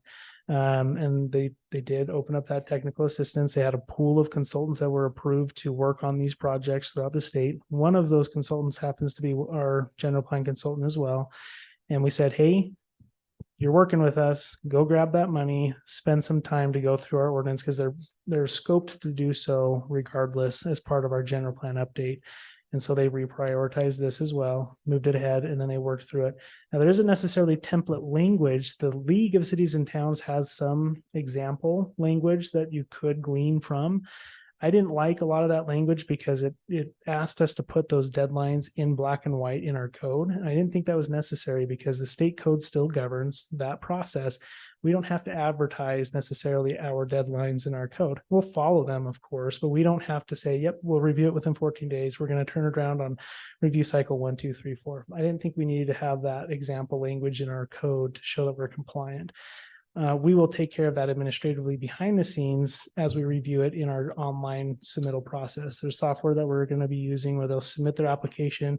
It'll tag all of the reviewers and we'll know when we started that review, when we accepted that application, and when we submitted the return within those 15 days. And so we'll track that. We'll make sure we're on top of the deadlines, but I didn't think a lot of that template language made sense, so we didn't put it in here. We did, however, separate our land use authority. We did create our administrative land use authority with the planning commission instead of the city council. We updated all of those processes and separated out single family, 2-family townhome from all the rest of the development types. So that's where this ordinance doesn't necessarily follow a lot of that template language, but it still achieves what SB 174 is mandating. Does that make sense? Yeah, you took it and then. We adapted massaged for it and we us. made it work for us. There were some elements, some policy decisions we were allowed. For example, we were allowed to choose who is our administrative land use authority. That could be staff, it could be a committee, it could be the planning commission, cannot be city council. And that's where we made a policy decision. We had a decision on whether or not we wanted to continue to have public hearings for an administrative approval, which most cities are not doing, but we decided to go ahead and do that as just a way to be transparent, advertise that something new is changing, and people can come to a formal setting to hear about it. They can have a public hearing, but their comments have to be specific to if it complies with code or not. It's not an opinion. It's not, I don't like this. It's, does it comply with our ordinances? Yes or And no? that is for all subdivisions or just the ones that don't fall under this? So it is for all subdivisions is Okay. how it's drafted. Not just So- single family, 2-family town. Does that have to happen in 15 days? Or is that, That, no, we just have to turn around our first review within those 15 days. Yeah, but we do eventually have to take it to planning commission for final approval. but if we don't identify the issue in the first 15 days, then even if public comment identifies an issue, we can't address it because it's not in the, That's First where review. that's where 174 doesn't really consider the mechanics of all of this. so are there other issues that you know that we're gonna have to deal with to, If we are refine going to this. hold public hearings, which is one of the policy decisions that we've decided, for us to hold a public hearing, we have to issue a 10-day public notice. And that will have to be scheduled to make sure we meet that deadline. That's something from just a logistics standpoint that's kind of hard to achieve, but we'll make it work. And I think the question with that was that we're kind of trying to do what we can to at least Keep the public give an informed. appearance of of public input. But I think that's the tricky part of it, is that there's actually, and I think this has been true for a while, there's not really much that you can do once you're bound by what you can, your administrative capacity in considering something. You really, even if everyone hates it, if it complies with the ordinances, then, I mean, just like Smiling Age, right? They'd been zoned what, 1/3 of an acre since the 60s. Mhm. And so even if you got, every single resident in here who said, I hate this project so much, like, please no, we're still up here. bound. And I think sometimes, and I think this is the thought of the legislature, to be fair, I think sometimes that is even worse, right? Where you're getting such a clear message from your citizens, but your hands are still tied to uphold, a compliant subdivision application. But I think the reason for the public hearing, even administrative actions, was because the public can often, or sometimes at least, find items that may be overlooked by city staff and by the land use authority that are actually code issues. Perhaps. Yeah, I think that is a potential. I think as it actually happens, I think it is more often just kind of a visceral response. Yeah. To it. Like just I don't want this. I don't want this density. I want that to remain a field. Yeah, I think that's where there's not really much to do about it, because I think, we're bound by this, but I think that's where it's difficult. yeah, One- yeah. I one think we as- have to control that. One aspect of that that was brought up in the planning commission that we've discussed as staff is, and Scott went over this at length with the planning commission. We're gonna have to put together a public hearing statement that the mayor read at the beginning of this, that's specific to those public hearings. That says, please, just as a reminder, the state mandated, you can only comment on these specific items. So please, if you've got items, come up and share those items. The other thing, and this is basically just my opinion, I like the way that the Planning Commission and City Council went on this, or the direction we're headed. The intent of this sort of SP 174 was to basically just fly through by the seat of its pants. Literally have very little oversight, take 2 weeks, be done. That was the intent. And I like the even if it's very difficult and is very messy from an administrative standpoint and probably will not net a lot of valuable feedback, but pushing back and saying, no, I'd really like to see public feedback. I would really like to see a thorough analysis of these subdivisions coming in. Every aspect of that, I think we've pushed back on. So everything that we can do to get a more thorough analysis, everything that we can do to have any public involvement that's permissible, I think that's just a positive thing for the citizens of the community. That's just my opinion.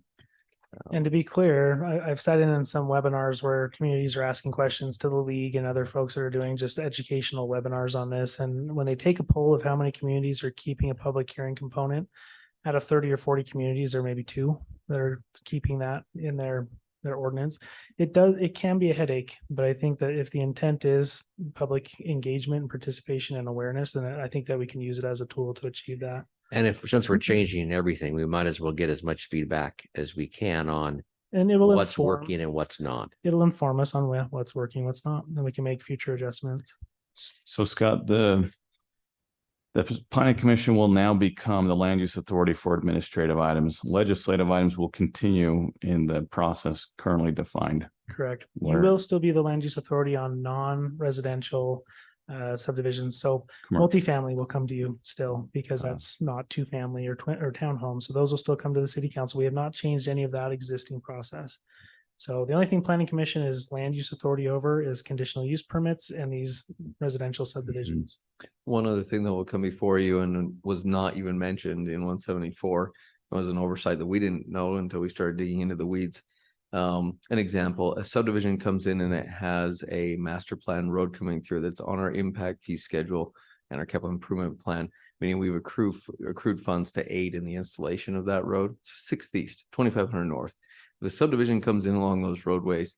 And we have to put some money into that project for that road or water line or sewer line or whatever it may be that's approved in our impact fee schedule. Planning Commission cannot approve the allocation of funds or the authorization to allocate funds.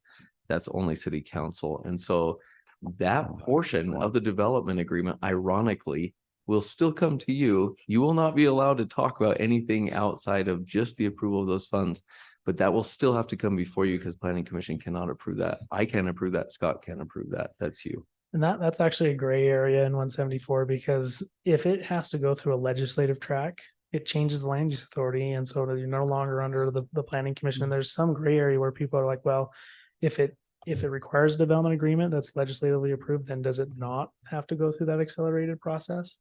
It's not defined. No one knows. So I guess we'll wait and see. I don't know how Okay. you're keeping up.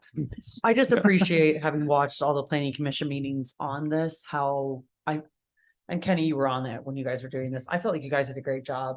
This is a really hard task to do. I felt like you tried to really focus in and try to get as much out of it for North Logan. So I really thank you for that process. I'm sorry, Kenny, you were speaking. Well, I was just going to ask one more question. I'm not saying this is something I would necessarily encourage, but I want to understand what are the consequences of non-compliance with SB 174? That's a good question. I've thought that to myself, like who's coming knocking and auditing our process? Who's going to come and see, does your ordinance actually comply? I don't know. Actually, I would imagine Start that testing those waters. I would That's imagine that that's Awesome. gonna be developer driven, right? Like if a developer is feeling like we're not compliant, then I think we have exposure in that. I think the Well, risk if is they're that savvy, somebody that's goes fine. into one of those communities, submits a complete application, demonstrates that they're compliant with their requirements, and the city tries to hold them up. And they say, nope, state code actually governs because you didn't adopt something that complies. And I think that that'll be kind of a wake up call for some of those communities. There's a It'll couple be of the developer that communities who pushes said the they're boundary. I not. think that will end up in court and we'll see. I don't want to be the test I don't case. wanna I be think we're test- good. I think, do want to watch. Yeah. Well, echoing what Emily said, I appreciate you getting in front of this. I think that it's kind of been paralyzing to some communities, like how do we even start this? And just kind of hoping that maybe the legislature will give us more time or that they'll claw back some of the requirements. But I think putting in a good faith effort is the right answer here, and pass along our thanks to the planning commission too for their heavy lift on this. Cause I think we get it after all these things have been weighed, like deciding when those reviews take place, whether it's preliminary or final. So anyway, you So can those pass along our details. thanks on that. Anything else before we make a motion on this? Emily, you've been doing a lot of the heavy Great. lifting. Can't wait to make another one. I propose that we approve, let me make sure. Approve or adjust the North Logan subdivision ordinance to be compliant with the state mandated requirements of Senate Bill 174. A proposed zoning text amendment. Sorry, I said that wrong. I think you got it. Yikes. Okay, motion by Emily, I'll second. second by Joni. All in favor? I Any opposed? Okay, that motion passes. Okay, we'll talk about considering a subdivision concept plan for a single lot commercial subdivision at approximately 2850 north, 200 west in the commercial general zone. Okay, so this is a subdivision, kind of switching to an administrative role. This particular location, as you can see on the map here, is the proposal is to chunk off 5 to 6 acres on that corner of Second West and 2850 North, and create a single commercial lot for the purposes of the Rush Fund complex that you guys are aware of. So at subdivision concept phase, we're just looking at, does it meet zoning? What are the connections that are required? Is there generally an ability to connect into adjacent utilities? Yes or no? So that's what the planning commission looked at. It's in the commercial general zone, which allows for most land uses aside from heavy manufacturing. So the proposed use here, a commercial fund complex is well within the land use allowance. We anticipate about a 75,000 square foot building on the site, parking, landscaping, those types of elements to complement it. 2850 North will be installed at least a half width standard, or we might just do the full width if we can get some participation from some adjacent landowners. But that connection will be made on that south side. There's water, there's sewer, there's secondary water, all within the existing rights of way adjacent. Stormwater is an element we'll be working on as we get a little bit more detailed on the development plan and the construction drawings. But from a concept perspective, it meets zoning, and this is something that can move forward to the more detailed review of a development plan and a preliminary plat. Scott, I just had a questions? question. I just noticed that we've waived the traffic report. Why is that? Is that just because there's not currently a lot of traffic? Well, so this whole area, Second West and 2850 North, those are master plan streets. Mhm. And when you put together a master transportation plan, it's based on anticipated land uses. So when we put that traffic plan together with the last general plan, the zoning, we already anticipated roughly what the traffic impact would be. And so a traffic report would tell us if there's more traffic than the existing land use would generate. If this was like an up zone where we're substantially increasing the zoning, then I think a traffic report would make sense because it's a little bit more of an unknown what the traffic generation would be.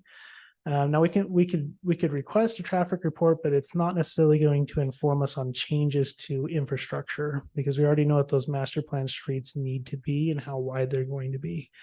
So that's part of the thought process behind waiving a traffic report. There's other reports in the list that will continue to require, like a soils and a geotechnical study, stormwater and water conservation plan in that. Does that make sense? Yeah. Regarding parking, I mean, are we hopefully in our general plan considering that we might add some mixed use or some options for people to live where they're working so they don't have to get in the car and drive somewhere, they can just walk to their job? In short, yes. The scope of this particular review is just dividing the land. When we get into the general plan, we're looking at mixed use areas. and zoning for mixed use, then parking would be a discussion. But the scope of this review, a concept plan for a commercial subdivision in a non-mixed use commercial zone, isn't quite the right place to be looking at that. We provide this concept with rough parking just as an example of kind of how the site would be laid out, but we'll get into a lot more detail as to how much parking it needs to accommodate, how it will be configured on the site, the access points, how much stormwater is generated. So that's much further down the line. We're just looking at just a big square on a map. Does it meet zoning? Yes or no? That's part of the concept and review process that we're in now.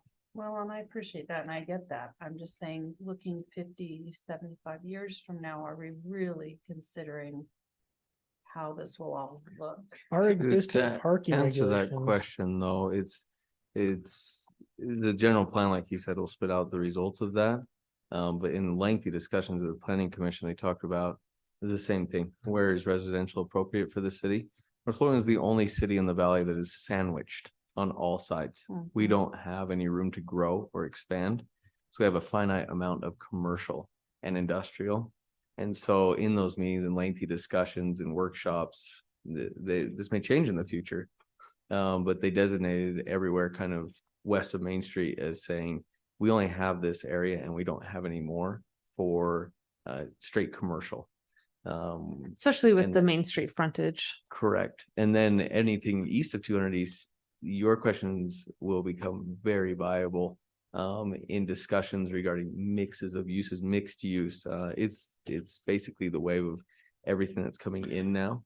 And that'll be a very valid question regarding our city center, having a walkable area where people live, support the businesses. It's going to be a lengthy discussion in that city center area. Yeah, and I would also say our existing parking regulations do contemplate mixed uses, shared parking, unique parking scenarios where if our existing regulation doesn't match what they're proposing, they can propose an alternative parking plan, but it would have to be backed up with justification as to why the alternative parking plan is being brought to the city for consideration. And if it really is a true mixed use project and it doesn't demand as much parking, then the council could approve less parking than what our ratios currently require. So that's kind of already addressed in our language, but it would come down to zoning. It would come down to the project that's proposed on a one-off basis. So we'd look at it individually. It's not something that we haven't addressed. We certainly have, but this location, large box retail, is not necessarily where we're going to find mixed uses and alternative parking counts. Well, so I understand we're trying to button this up for this particular piece. I just got back from California and I'm going, they're taking all their industrial and completely redoing it now and putting in where people can actually afford to live. And so I'm just hoping that that's something we can continue to discuss. Is I understand the tax base. I understand it's great to have the commercial, but if we're not making it possible for that to also be an area that people will come and be around after 5 o'clock, once the business is closed down, then what does that area look like? Yeah, so I think let's for sure take that into consideration as we do the master plan or the general plan. Yeah. Because I think that is important to consider. So, Yep. Any comment specific to this specific application? I just had I- one. go ahead. Go ahead, Mark. On the map that's there, it's called a remainder lot to the north, that larger, is that a parcel or a lot? It's a parcel. This is something we've kind of gone back and forth with our legal counsel on. It's a remainder parcel and it will stay in Greenbelt. It won't be developable as part of this subdivision. It's process. identified as a lot instead of a parcel on this map. So I just want to make sure that Yeah. it's going to be a parcel that's undevelopable absent a subsequent application. Our existing, so the way that our attorney is interpreting the statutes as they stand today, he's saying it has to be a lot, but label as non-developable, which we don't necessarily agree with, and we're going to try to get to the bottom of. But yeah, that's a good question. Will that be on it doesn't say undevelopable on what I've seen. When we get to the Okay. preliminary plat, yeah, well, this in concept, we're just saying, okay, does this square meet zoning in this location? Okay. Is the configuration going to work out before we move them forward to a more So detailed it's all one parcel right now, Correct. parcel, Mhm. and it's going to 2 lots and a parcel. Uh, Or 2 lots and undeveloped lot. one lot one One remainder. undevelopable parcel. So there's a reference of lot 2 and lot 1. It does create a lot That- right here, but that's already existing, but it formalizes it because we didn't go through a formal process. Okay, when so that that- Sock factory. Yeah, they're putting it in the boundary of the subdivision. Good catch on that. Okay. Yeah. That was actually, yeah, that was along the lines of my question too, like, Yeah, right. is it being subdivided? Yeah, is it being subdivided then, or is it? Yeah, lot one, that is being broken off from the parent parcel. The parent parcel is what, 30 something acres? To the north of it, It's yeah, all of it. Yeah. Parent parcels, all of it. it is right now in parcel viewer. We're bringing in the sock factory, lot two, because we need to coordinate with them to close off their access onto Main Street. And we're creating a new access off of the new 2850. We don't want to have two drive entrances off of Main Street within close proximity. That creates a safety issue. Mhm. And so we're bringing them in the subdivision boundary as a whole to make some of those adjustments. It's not necessarily creating a new lot, but it's kind of modifying it slightly. So it is It's acknowledging identified as a The lot. lot, and is there a UDOT access permit on that's being relocated off? of? Correct. Yes. Yeah, you can kind of see it there. You see the access point, the driveway. Almost Yeah. where the That cursor is. stem, Yes, that will be removed. that's going away. Mhm. Okay. And that will actually be removed and placed here in the middle of the lot Yeah. in the future. And then this would be the 2850 access. And the sock factory would come off of this 2850 roadway. Does that exhibit below show that configuration? I think it might. Yeah. Yeah, you can see it there. Okay. Okay, any other comments on this concept plan? Okay, then I would entertain a motion to accept this or approve this concept plan. You want me to try this? Yeah. You can- Yes, I would very much like somebody else to try it. I move to adopt approval of a subdivision concept plan for single lot commercial subdivision approximately 2850 north and 200 west in the commercial general zone. Okay, motion by Joni. And is, If I may, could we add the facts, findings and conditions Oh. of the staff report And into your motion? so just include add the- and adopt the and facts, adopt the findings facts, and conclusions. Finding and Conditions. conditions. Oh, a question on the motion, is it still a one lot subdivision or is it not a one lot subdivision based upon what you just said? Well, I suppose you could call it a two lot. We're only breaking off one new lot that is being created, but within the subdivision boundary, there will be two buildable legal lots. That will be the result of it. We already have one, so You're just splitting off the parent from the parent. probably a good clarification. Does it make sense just to eliminate the number of lots from the motion and just say the subdivision as concept plan. shown in the concept plan? Sure, we could do it either way. So the way I heard it from you, Joni, is that that you motioned that we approved the subdivision concept plan for the commercial subdivision at 2850 north, 200 west in the commercial general zone. That work and With With findings. with the facts findings. There you go. Okay, Second, so thank you, Joni, and thank you, Emily. Second by Emily. All in favor? I, Any opposed? it's nice to know I said it right. Good catch on that, Mark. I think that cleans it up. Okay, let's Scott's talk. done. Scott, thank you. I'm going on vacation. I'll see you. Get a drink. I I'll wait, give- I have I'll a give you my bottle subdivision of water. application that I need you to consider.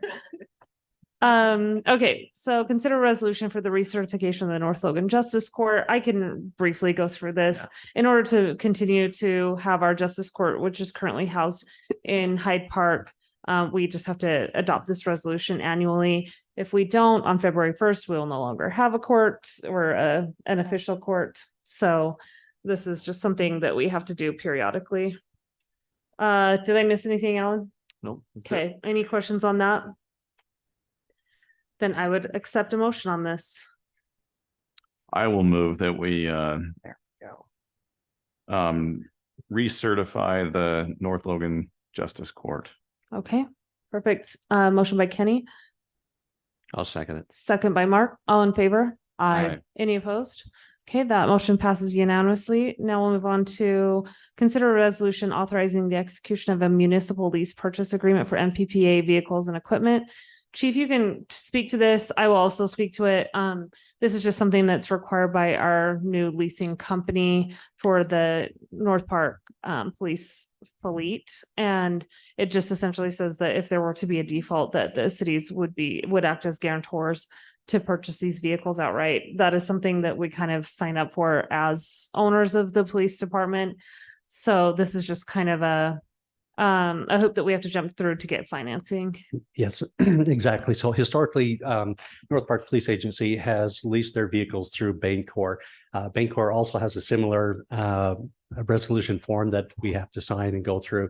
As we have tried to implement cost-saving ideas, we've identified this new leasing opportunity for us, Unified Fleet Services.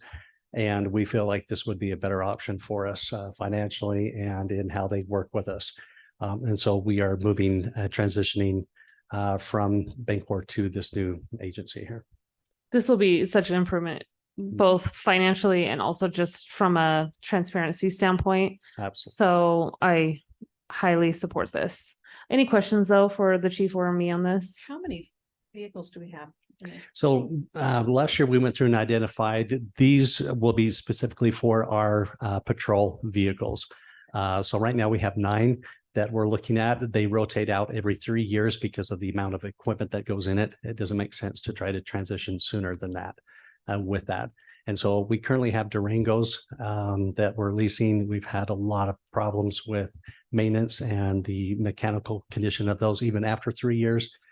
We're finding that with Unified Fleet that we would be able to lease a better vehicle, have a better return on the back end of that, and a better transparency up front with our documents and what information they're giving to us and how they're determining that price on the back end for us.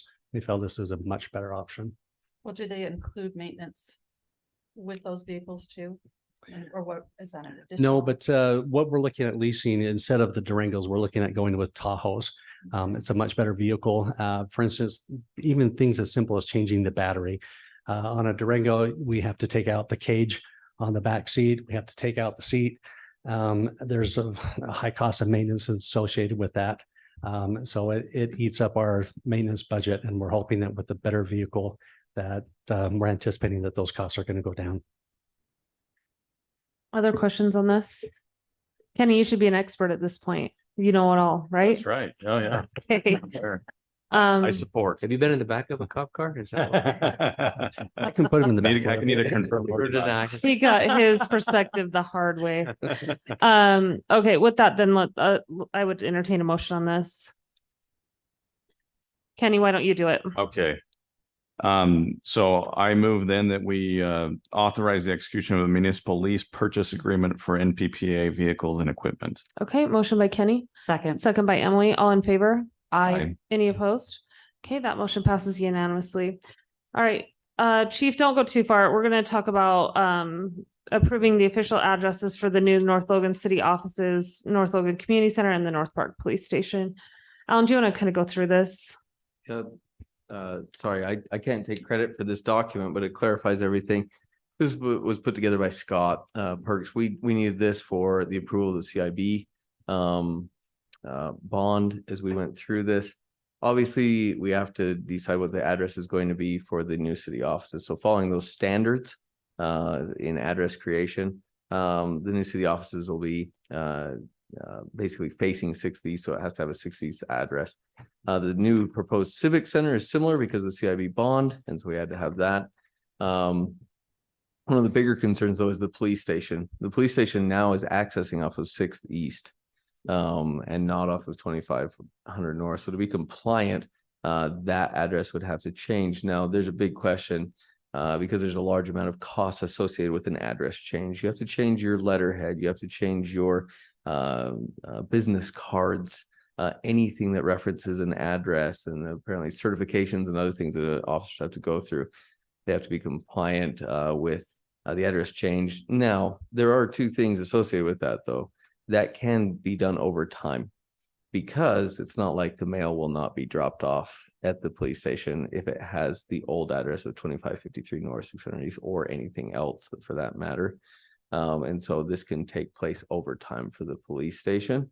There is one other thing that Lieutenant Marchant pointed out that all of these entities, us included, because of the very overreaching legislation recently, we all have to change to a .gov on everything, which is a very expensive venture for a city to change everything we have to a .gov as opposed to a .org account, thus making us more vulnerable to hacking and everything else. But side note, that is associated with costs.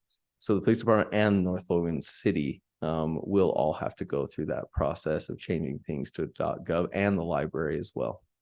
So it's going to be a costly venture in each of these different areas. So, but the only building affected by this is the police department, right? Like, because the library will continue to be at 475 East, 2500 North, and then we'll have a different address for the Civic Center. Is that correct? Or would the Civic Center be the only address?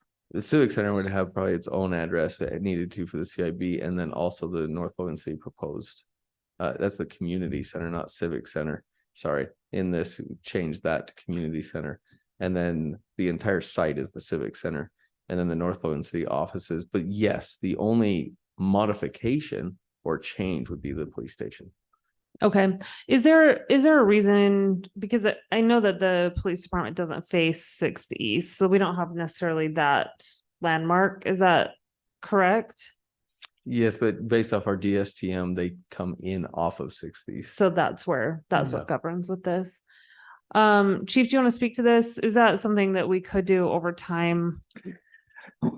Yes and no for certain things. So one of the biggest things, as I've gone back through in the last little bit and tried to find out what this is going to entail, we're finding that this is going to be a major undertaking. And one of the hardest parts of this for the police department is going to be with what's called our originating access identifier. So every police agency in Utah is assigned a unique identifier for their police officers. They run their driver's licenses through that. When we make DUI arrests, that agency identifier is on the DUI forms. That identifier is kept on databases at a federal, state, and local level. So part of what we're talking about could be done over time, but part of it also has to be done immediately once that change happens. We would have to update those databases with the federal government there, with our state, in order to be compliant with that, in order to have that number basically be in compliance and be able to operate that. So that's a major concern for us. Alan is correct in the other things that he's talking about with some of the considerations with the mailing, vendors are billing, our website, the letterhead, pamphlets that would have to be reprinted for victim services, domestic violence things, as well as our audits and grants. Those are all things that we have to be compliant on and have to have. We can't have the two addresses and change it over time. It would have to be one or the other. So those are things that we're know of right now, and there's things I'm sure that we haven't even considered yet. But so I'm just wondering, like, if we have two addresses that are both valid, can you, even for purposes of the originating access identifier, since it is still will continue to be in like a valid address, can you still continue to do that? And to be honest, I don't know. That's some more research I'm going to have to do on that Okay. as far as that. So you would Would it help probably if be we fine put- because the post office is the only entity that worries about specific addresses for delivering mail. The most addresses are just assigned by the city. And so if they have dual addresses or something else, that's not uncommon, and they can Right. reach out. But there are other databases and things. It's more than just the mail, though. There are other databases that basically anything that identifies us as a police department nationally, FBI databases, NCIC, UCJIS, all of those have to be updated with the preferred address or the correct address on that. So there are challenges there associated with that. Yeah, That would- I can absolutely see that. I'm just trying to look for solutions. Like, Right. if we say, look, you have 2 years during which both addresses are completely valid and meet the requirements of the federal government for this, because I don't think it's like a magic switch where suddenly no one has a clue where Right. 575 East, 2500 North is. And in fact, it's a little bit, I think my concern about keeping it as is that if you were not using Google and you went to 2500 North, I think it's a little bit confusing to kind of, because that almost implies that it's on 2500 North. Right. Yeah. There, we understand the point too, and we're not saying we'll certainly do what we need to there. It's more than anything, it was an idea of trying to help understand what that Yeah. really means. Alan, for how us. much flexibility do we have on that? Like, is this something that we just are trying to, like, is it kind of like it'll be painful in the beginning, but it's something that we kind of just have to do? I think we just look into this. It's gonna be painful for all the departments, but I think you just look into it and maybe not 2 years. I would look for it unless the legislature makes changes to that overarching reach with .gov. All of these things have to be changed by January 1st. So I just look into that. Of in a- 2025? Of 2025 in a 1 year span and just say, hey, let's just start inching towards it in that time So frame. if we proved it, will we say effective January 1st, 2025?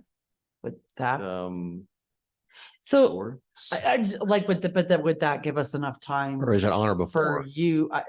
It would be before first. You could say that for the police department because the other ones would be effective as soon as we move in. which would be Buildings, May. Yeah, Right. well, I guess, sorry, I guess I was really referencing the police department. If that's the way we can do Yeah. it to try to help you be able to get all those national databases. That would certainly help. Like some of that, these are just the ones that we were able to quickly say, yep, it's gonna be. right, and I'm sure you'll come across it as you are, I mean, credit card bills, and I mean, I'm sure that Yeah.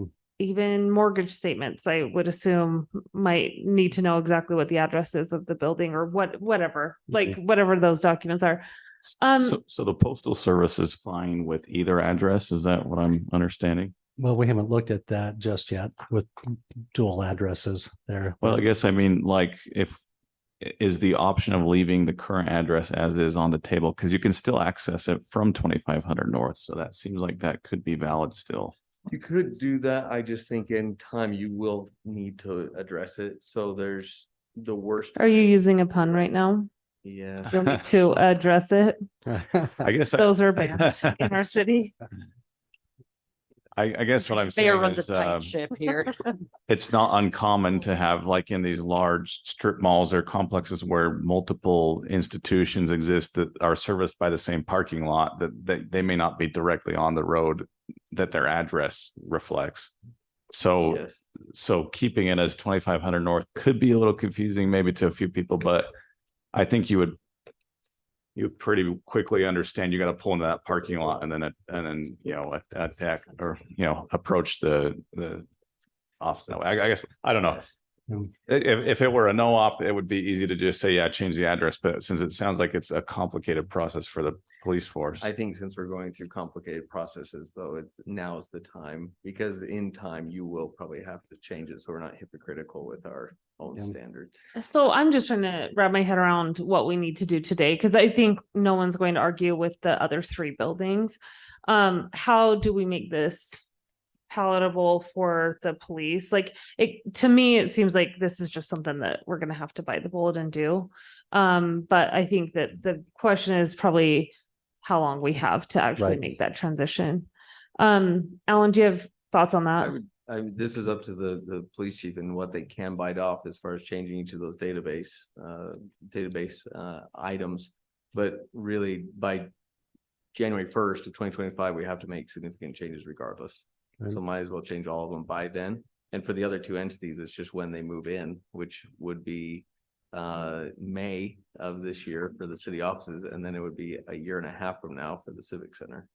Okay, so could we maybe make a motion on this? Maybe we can carve out those three buildings, set the addresses, and then set the address for the police department to be transitioned on or before January 1st, 2025.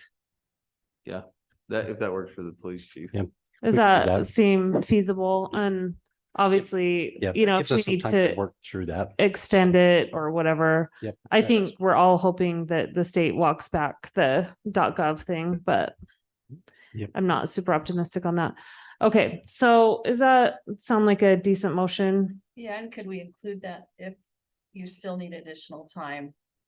We reconvene at that time. Well, I would imagine that we'll know by then, as we start reaching out to these databases and things like that. They've got to have a way for you to do this.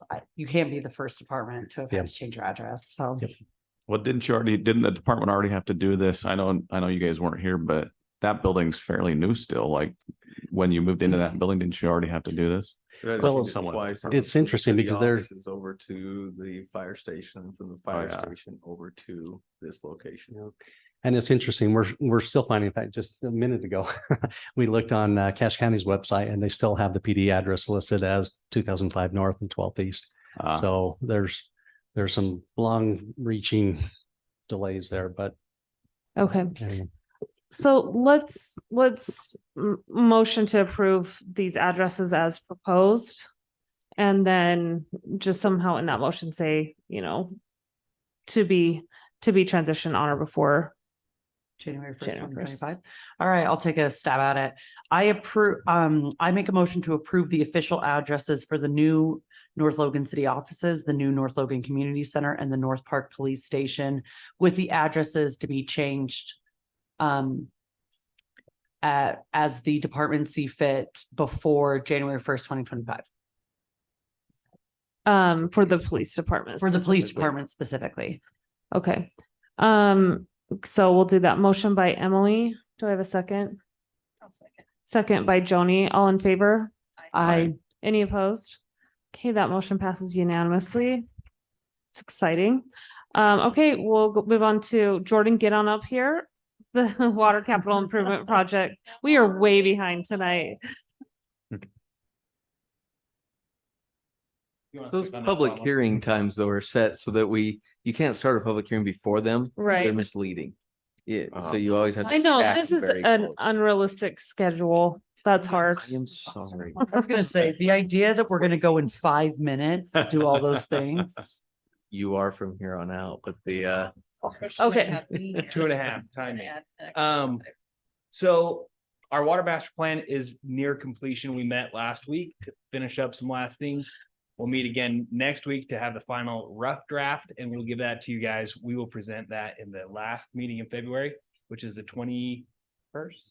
I don't know. what it is. 21st. Yep, 21st of February. We'll bring that to you guys. The water rate updates, we'll bring those probably in that meeting or the one first in February, March as well. Lead and copper is going as well as it can. Plant updates, we're applying for multiple applications for grants right now. We're working with the Sunrise Engineering Group as well to apply for another grant for the infrastructure improvements that they've identified through our water model and our water master plan. And when we get all that together, we can bring that to you as we start to put together those grant applications. So that's what we're doing on water right now. What is our current lead and copper survey participation rate so About far? 0.5%. Of the affected homes? Yeah. Did you say It's half pretty a low. percent? Yeah, it's Okay, pretty low. so wow. having done the Emily's sur- about the only one. I'll tell okay, I'll tell you right now, that survey is not as simple as. It's not. So and one they- of our.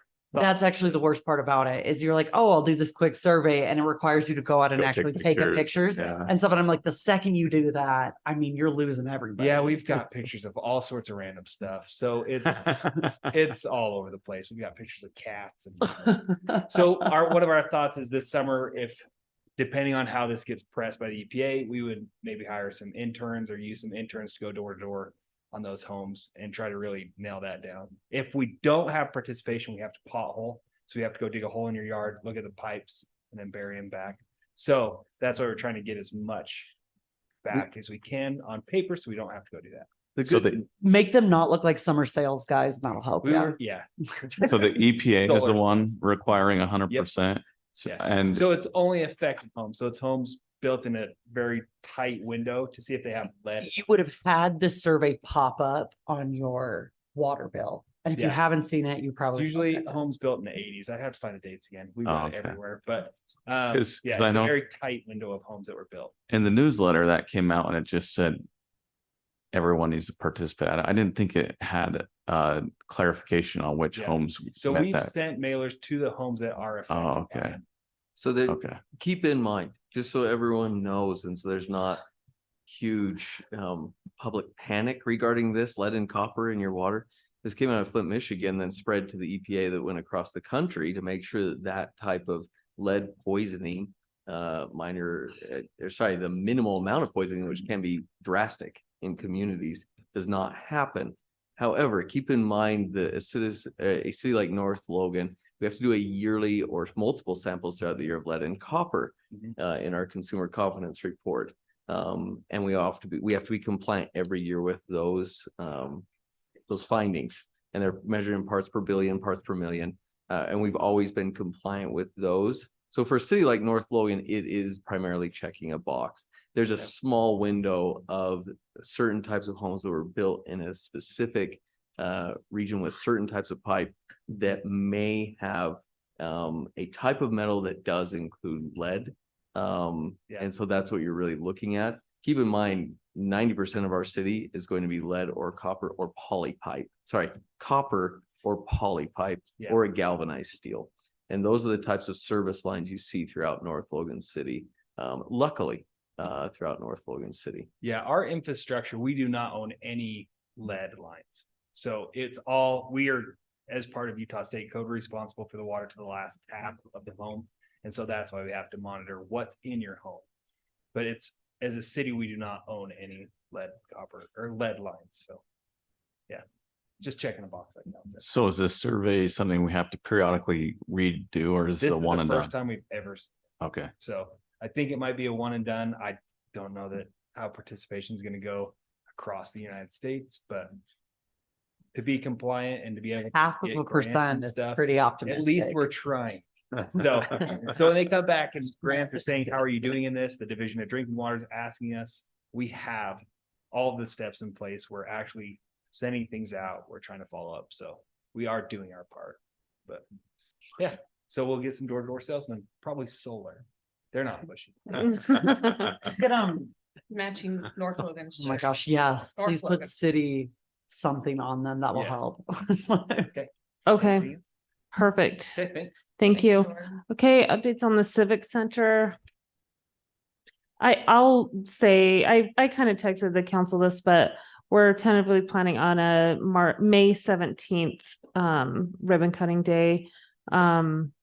Details to follow on that, but we're really excited. There's a part that was anticipated to come in, I think June 15th, that now has been, that we'll be able to get that earlier. And so that means that we'll likely be able to move in without setting up a temporary power source, which will cost us money.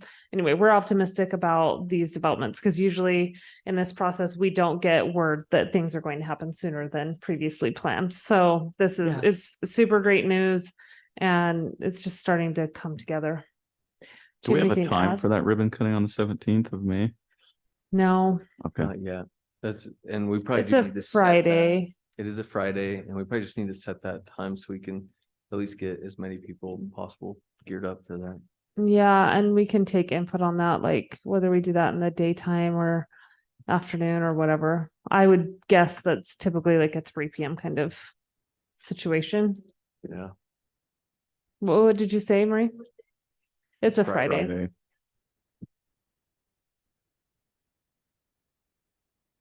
We'll We do can, the Facebook. we can talk about that. So yeah, we can do it later. When people can actually be off work and come to it. So I think I'm so excited for it. It's going to be such a beautiful building. So anything else to add to that, Alan?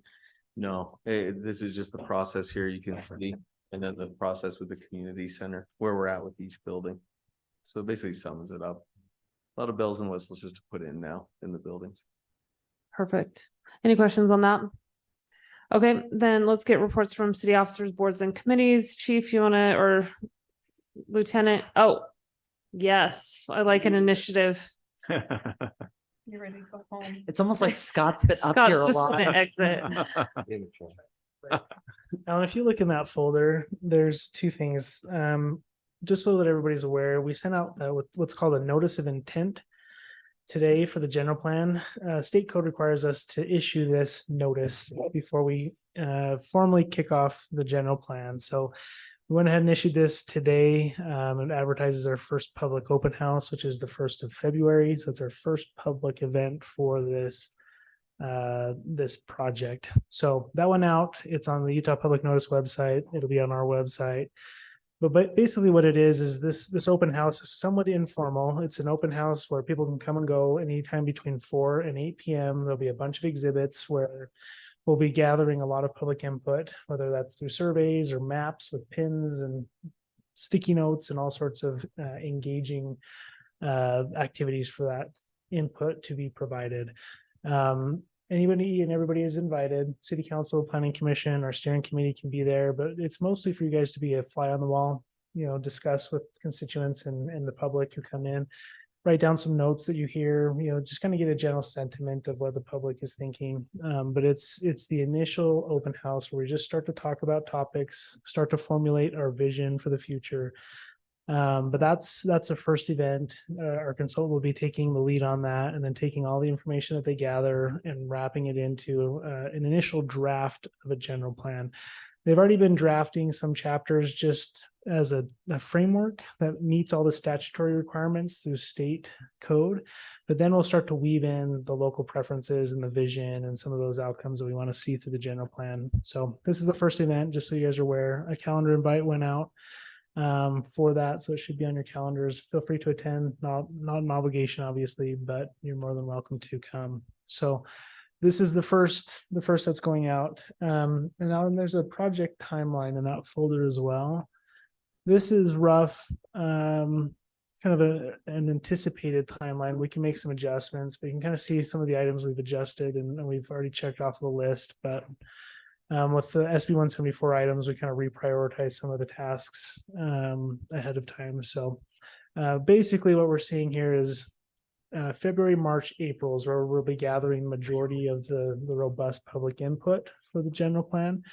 And then beyond April, so in May and June is when we have more formal discussions with the Planning Commission in a regularly scheduled meeting where we have more of a formalized document for formal comment to be collected as well.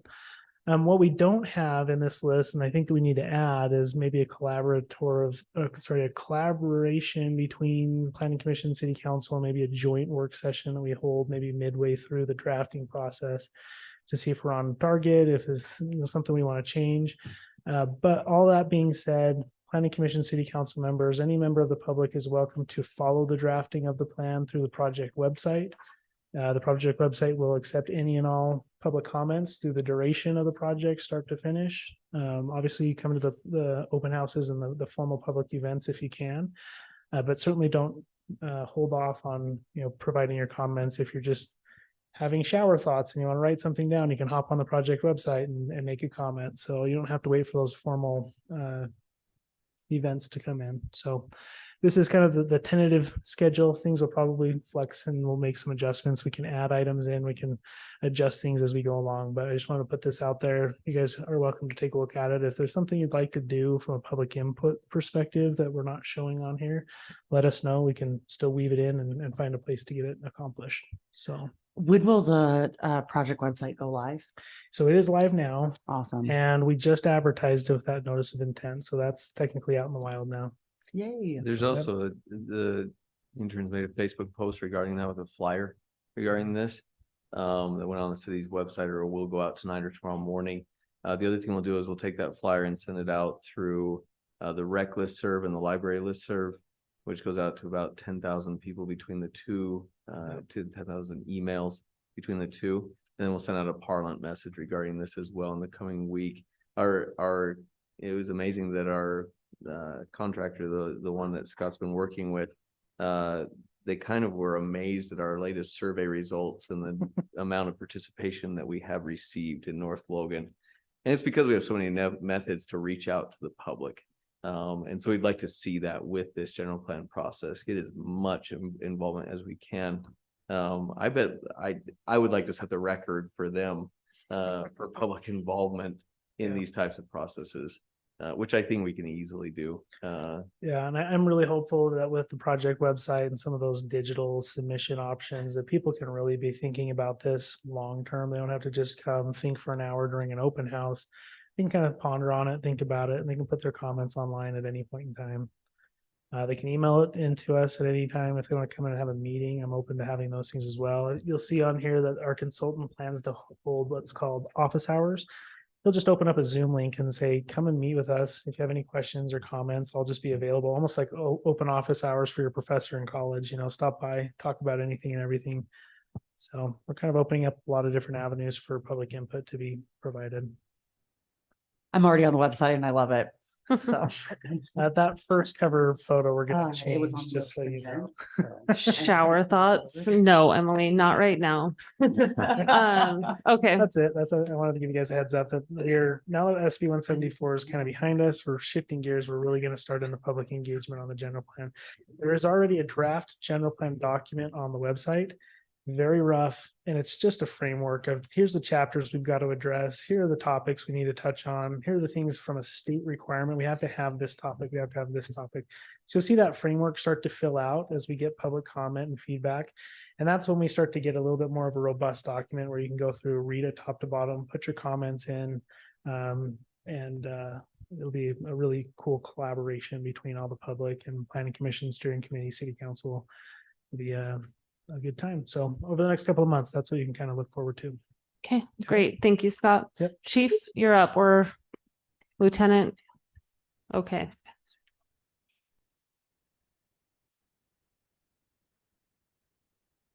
I was excited to report back to you on some things that have happened this last week. With the snow, you can imagine we've been very busy as a department. Our officers have been out and about. But I wanted to kind of start first off with our DUIs. So last year we had 24 DUI arrests that the department made. Since January 1, our officers have made 3 DUI arrests.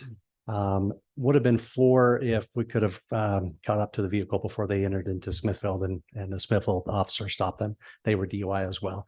So we're doing fantastic that way with the proactive enforcement, trying to get those dangers off of the road. In addition to the calls, we had 105 this week that our officers handled. A good majority, the high majority of those were the accidents, injury accidents, property damage accidents. We had a couple domestics in there and some things that were time consuming with that. Another thing that we wanted to report back on was our ICAC presentation. So that has been scheduled. The ICAC again is the Internet Crimes Against Children. We would like to formally extend the invitation to the City Council to come to that presentation on February 8th at 6:30 p.m. at the Police Department. Detective Micah Veers with Logan City will be giving that presentation on the ICAC program, how it's run, how the cases are investigated and handled, how they're prosecuted, and some of the things that he's seen and the challenges that he's seen with it and how it affects our area. So hopefully that is going to be a wonderful thing. And that's here at the police department building. Yes. Okay. Yep. We're going to be extending that invitation to Hyde Park City Council as well. And so we'll have the 2 city councils and the mayors there for that presentation. And then the last thing I wanted to give a shout out to one of our sergeants, Sergeant Nick Hidalgo. So before Sergeant Hidalgo came to work with us, he was working down in Weber County Sheriff's Office there. He was part of their gang task force and was able to work with a lot of other agencies and jurisdictions. One of the main ones that they worked with quite often was an agency run through the U.S. Marshals and a program called the Violent Fugitive Apprehension Team, the VFAST. So the VFAST, again, is coordinated and run by the U.S. Marshals. They go out and apprehend violent fugitives, aggravated robbery suspects, murder suspects, things like that. Nick, Sergeant Hidalgo, through the connections that he made there, was able to approach the U.S. Marshals and was able to become dual deputized as a special U.S. Marshal and as part of that team. What that does for us, it allows us to have access to the VFAST resources. If we were to have an incident up here where, for instance, we had a child predator or a porn producer that fled or a murder suspect that fled, our agency would be able to help lead point on that instead of stopping at the state line or stopping at a outside our geographical boundaries on that. So there's some unique resources and advantages that come to that. This last week, Sergeant Hidalgo went down and helped out with, they had 3 that they were trying to find in particular, and they did find those. And one of them was an aggravated robbery suspect, and 2 were child sex predators that they were able to apprehend and get into custody there. So this is a fantastic resource and opportunity for us, and it's great work that he's doing there, and it's something that North Park Police Department has not had before. In fact, I don't believe anybody in the valley, as far as police agencies, have access to that resource before. So this is a good step for us as well. That's wonderful. That's great. Thank you. Pass along our applause. Okay, thanks, Chief. Scott? Nothing. Marie? Is it me for February? Oh, because I did It's me, January. and I've done it, but I'm going to add something so I can make sure to get the North Logan NLCplan.org in there so Oh, people can good. know that they can go to it. Guess So what you my don't, message is about? you aren't done. Okay. You're not making me look bad. All right. I just want you to know that I did it basically the next day. So put that on your list. Go quick. Dropped it for March too. That's buzzy. Oh, wow. It's to get you off of the same month schedule. Yes, that's wonderful. Perfect. Okay, Alan. Just going over the upcoming events. The main one I wanted to go over is maybe if you have some dates, this is kind of rough for all of you to look at your calendar right now. But maybe a date that might work well for you in February, I'd say mid to late February, to go probably around a lunchtime and go and tour the fire station. I spoke with Chief Thompson about this, and we'll just have to kind of put together some dates and make sure they work for him as well. Do we want to look maybe just to keep it easy on like the 21st? That's our city council meeting, right? Yeah. Yes, but Oh, we'll will have you? a staff-wide training that. Oh, okay. What about that week? When will you be? I will be gone the 15th to the 24th. Okay, what about like the 13th? I'd go a little later in the Okay. month just so they're up and running. I don't know when they're gonna be up and running, but How about the 26th? What 26th of work? 14th should be open for all of us. That is Just not kidding. true. I'm just kidding. My Yes. husband's be- I actually was going to say, what if we did it leap day? That's just an extra day.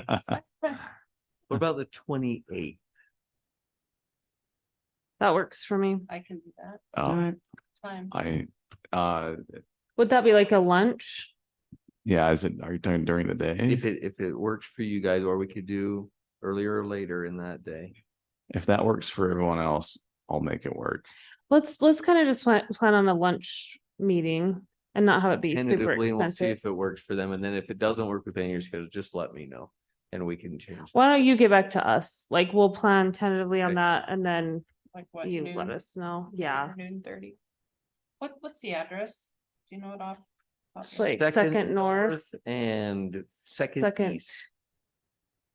east.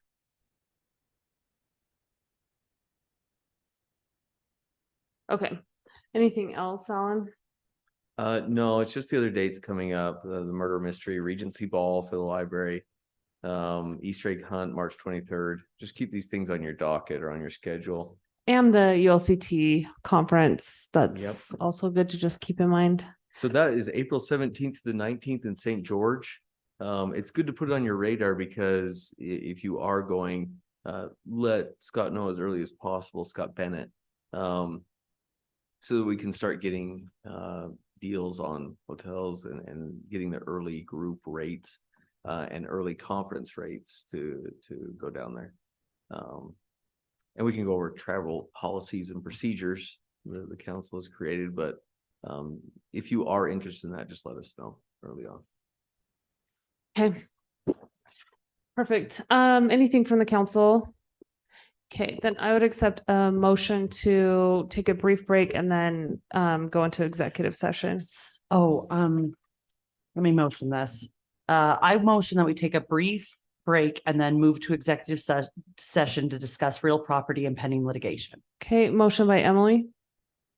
Second by Joni, all in favor? Aye. I Any opposed? Okay, that motion passes. We'll take